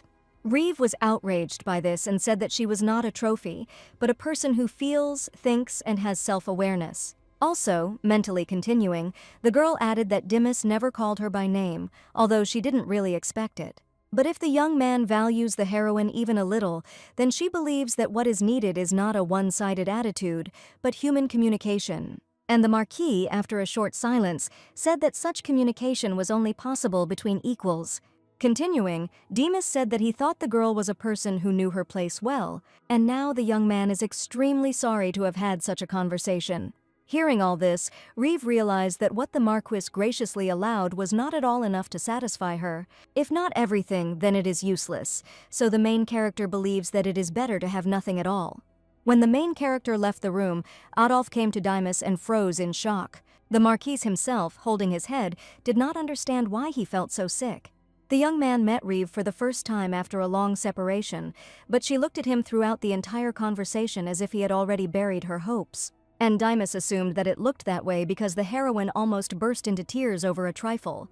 Thinking about it, the young man realized that he had been too soft lately, although it was not the first time he had seen Reeve's tears. The Marquise was also sure that the girl understood this and knew that he would tolerate even such insolence. Otherwise, the main character would have no reason to say such things to the young man. After all, in Dimas's opinion, Reeve is now like a person who is offended and disappointed. Suddenly, the young man's thoughts were interrupted by Adolf, who asked him what to do with the goal, to which the Marquis replied that the target must be killed. And continuing, the young man also ordered Adolf to clean out the estate and destroy everything. The main character, having finished eavesdropping, headed for the exit. Sometime later, during a search of the premises, Lucia informed the servants that no one should be left alive. The girl herself, sitting in the carriage, thought that it was enough to find at least one piece of evidence that would frame Dimas. And then Lucia is sure that the cardinal will finally turn away from the young man. The girl also believes that both the Marquis and Reeve should pay in full for daring to insult her. At that moment, one of the servants approached Lucia and, apologizing, reported that they had failed. After all, as the girl thought, Dimas's mansion was already sealed, and the artist from that workshop also disappeared. Hearing this, Lucia began to swear, and the servant, apologizing again, said that they were able to find something in the estate. And continuing, the young man showed the picture, saying that it was one of the things that they were going to burn. Lucia, examining the work, noted that the artist's skill was not up to par. However, seeing a familiar silhouette, the girl realized who was depicted on it. Without further ado, Lucia ordered her servant to find the nimble artist and give him this painting, because the girl wanted the artist to complete the work as she said. Riv herself, walking around the city, was only glad that Corrida was recovering. And now, even when injured, the girl does not lose much blood, and she has noticeably recovered compared to before. The heroine would have liked to devote all her time to treating her sister, but she understood that there was no time. Because the Marquis may try to separate Reeve from Corrida by any means possible. Events are being held everywhere in connection with the cardinal's visit. The girl also heard that there would be an open-air exhibition in the central square, so she should stay away. However, just as Reeve was thinking about this, she heard discussions about some nude painting. And looking closely, the main character began to panic. The girl didn't understand how this could happen, since all of her nude portraits were with Dimas. But as she looked at the painting, Reeve realized that although Brad had painted it at the Marquise's estate, it was not his work, and someone clearly made edits to the portrait. At this moment, the heroine's thoughts were interrupted by Camille, who suggested that she go to another place. And the staff responsible for the exhibition immediately apologized to people, informing them that this painting was not for exhibition and everyone should move away. Camille, taking the girl away from the crowd, asked if she was okay. And Reeve, although she was very depressed, replied that everything was fine. After this, the young man said that the painting was immediately removed, and they were looking for the person who exhibited it. After all, this work was not initially approved, but today it was suddenly added. And continuing, Camille apologized because he was in charge of the exhibition, but he had not checked everything properly. Reeve, since the young man was always up to date with gossip, asked him if she had been talked about a lot in high society lately. After all, the main character believes that after today she will become even more famous. And having said this, the girl noted that Camille had previously told her to contact him if she needed help. So, although it is shameless on her part, Reeve wants to ask for this help now. After this conversation, the main character came to the marquee, and the servant told him about it. The girl herself immediately noticed the painting, which had recently been hanging at the market. And Dimas noted that if Reeve had gotten into the carriage he had sent, she would have arrived before this painting. And the main character explained that she was delayed, conveying her gratitude to Camille for his help. However, the Marquis did not consider it help that the young man had carried out a negligent inspection and put the painting on public display. After these words, the young man said that he would soon catch those involved, but the painting cannot be destroyed before the trial. After all, the culprits need to be aggressively punished so that they don't say anything unnecessary in the future. Reeve herself did not quite consider this a solution to the problem, since the Marquise would not be able to erase the memory of everyone who saw the portrait, and Dimas explained that at least it would be a warning. The young man also said that it wouldn't take much time, so the heroine should stay at home for now. The girl decided to ask the Marquis how the painting, which was supposed to be kept in his estate, ended up on the street. After all, Reeve had already begun to think that the young man had deliberately put the work on public display. Hearing this, Dimas mentally suggested that he should have taken the painting here from the very beginning. However, the main character smiled at that moment and said that she was joking because she knew that the Marquis did not like it when people gossiped about him. After these words, the young man noticed that Reeve was not at all worried about what had happened. And the girl said that at first she was scared, but now she has calmed down. After all, Dimas will sort everything out anyway, so the main character doesn't want to worry anymore. The young man found all this strange, since usually Reeve would have been trembling with anxiety. However, upon approaching the girl, the Marquis realized that she was not okay, but was just pretending. And thinking about this, Dimas told the heroine that it was better for her to be angry, he would accept her anger. The young man also considered it a good idea to listen to Reeve's whims rather than watch her pretend. And the girl, after these words, asked the Marquis to show her the scar on his body, because if the main character touches the scar, she will feel calmer. Taking off his shirt, Dimas noticed that Reeve really did have some strange preferences, and the girl reminded the Marquis that she had already said earlier that she liked his scars. Hearing this, the young man assumed that this was all because the heroine thought she could afford to be greedy. But Reeve didn't respond to this and simply kissed the young man's scar. At this, Dimas blushed a little and smiled. After all, the young man found it funny that even when the heroine behaves ineptly, she has the talent to drive him crazy.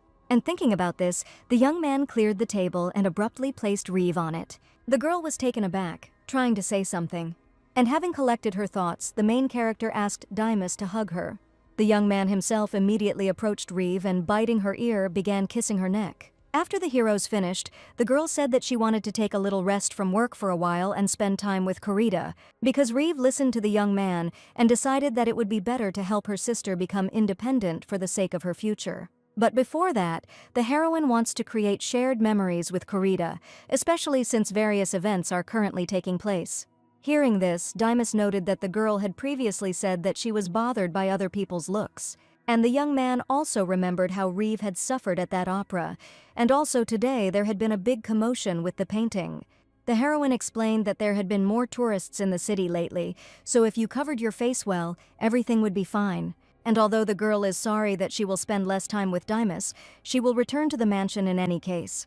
So Reeve wants the Marquis to let her spend some time with her little sister one last time. After these words, the young man hugged the main character and agreed to her request. And the girl immediately thanked Dimas, calling him by name. The Marquis himself felt as if Reeve was praising him when she said his name, so he became more condescending. The main character's emaciated body irritated the young man, but he decided that it would be better to feed her from now on. Dimas resigned himself to the fact that, wanting to look normal, she stubbornly wore modest clothes for walks, and the Marquis also turned a blind eye to the fact that Reeve preferred public carriages. However, on the 5th day of vacation, Adolf informed the young man that the Rhodes sisters had not returned home, and Reeve Rhodes disappeared completely. Hearing this, Dimas immediately went to the girl's home and asked Adolf about any news. Entering the house, the young man felt a slight discomfort, although there were signs of life inside. And having examined everything more carefully, the Marquis did not understand why, of all the things, only his gifts for Riv remained. And approaching the table, Dimas saw a note in which the girl asked him for forgiveness for the sudden cowardice that allowed her to leave. Continuing, the heroine wrote that the Marquis was an excellent collector. Therefore, Reeve thinks that the young man will quickly find something valuable, but unfortunately, this valuable thing was not her. The young man, having finished reading, clutched the note and ordered Adolf to go to the station immediately. At this time, Corrida, looking at her sister, asked if she was okay, to which she answered in the affirmative. However, the girl herself did not know whether her plan would work. Earlier, Camille, while handing over the tickets, told the heroine that today was a good day. After all, Dimas's supervision has been noticeably weak lately, and Camille chose the destination arbitrarily. But the young man also decided to admit in advance that he wanted to know where Reeve was going, and now the girl, waiting for the train, told her sister that it was time for them to go. And Corrida, hearing this, assumed that she and the heroine would not return, and Reeve confirmed these words. The girl herself also mentally apologized to Corrida. After all, for the heroines this is the only way to protect themselves from Buerno, where their reputation is completely ruined, and from Dimas, who can leave Reeve at any moment. The Marquis himself, having arrived at the station, ordered the servants to search everything thoroughly. Meanwhile, people were discussing everything in confusion, not understanding why the train was suddenly delayed. Adolf informed the young man that all trains had been stopped except the one that had just departed.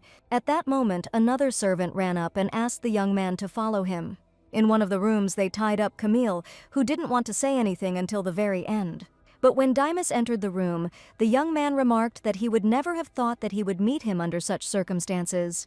However, the young man himself said that, unfortunately, he does not intend to meet Camille, and to this the young man decided to say that even if Dimas was a Marquis, detaining a person in this way was wrong. But Dimas ignored these words and asked Camille about where he had redirected Reeve. The Marquis also warned that he was not taking out his pistol because he was afraid of Eleanor, because if blood is spilled here, Dimas will have too much trouble, which he does not want to waste time on. Camille, listening to the Marquis, assumed that he had treated Riv the same way. And continuing, the young man noted that then he really helped the main character. After these words, Dimas could not stand it and kicked Camille to the other side of the room. At this time, Adolf approached the Marquis and reported that they had not found Riv. Hearing this, the young man concluded that the main character had boarded the previous train, and Dimas realized that he had reacted too late, because he had not even considered this possibility. However, the Marquis did not understand why Reeve did this and what she was missing. And remembering all the pleasant words of the heroine, the young man could not believe that all this was a disgusting pretense. But the young man was confident that he would quickly return Reeve, and then Dimas will have to put shackles on the girl so that she no longer dares to think about escaping. The Marquis wanted the main character to understand how generously she had been treated. Riv herself arrived at her new place of residence closer to nightfall, and looking out the window, the girl assumed that no one was following her and her sister. The heroine was also glad that she and Corrida got off at the intermediate station and did not go all the way to the end. It's not that Reeve doesn't trust Camille, she just thinks there's no point in acting too predictably. After these thoughts, the girl looked at her sister and asked if she was okay, and Corrida, having answered positively, explained that she was just a little tired. Hearing this, Reeve smiled and said that she would get the girl a change of clothes. Corrida herself, after thinking for a bit, asked her sister to tell her why they had to run. This question immediately made the main character think about where she should start. After all, Reeve and Dimas don't have romantic love, but just a business relationship based on money. And thinking about this, the girl said that perhaps the feelings that she, not knowing her place, allowed herself to experience destroyed everything. After these words, Korida began to cry a little, and Riv decided to tell her everything from the very beginning.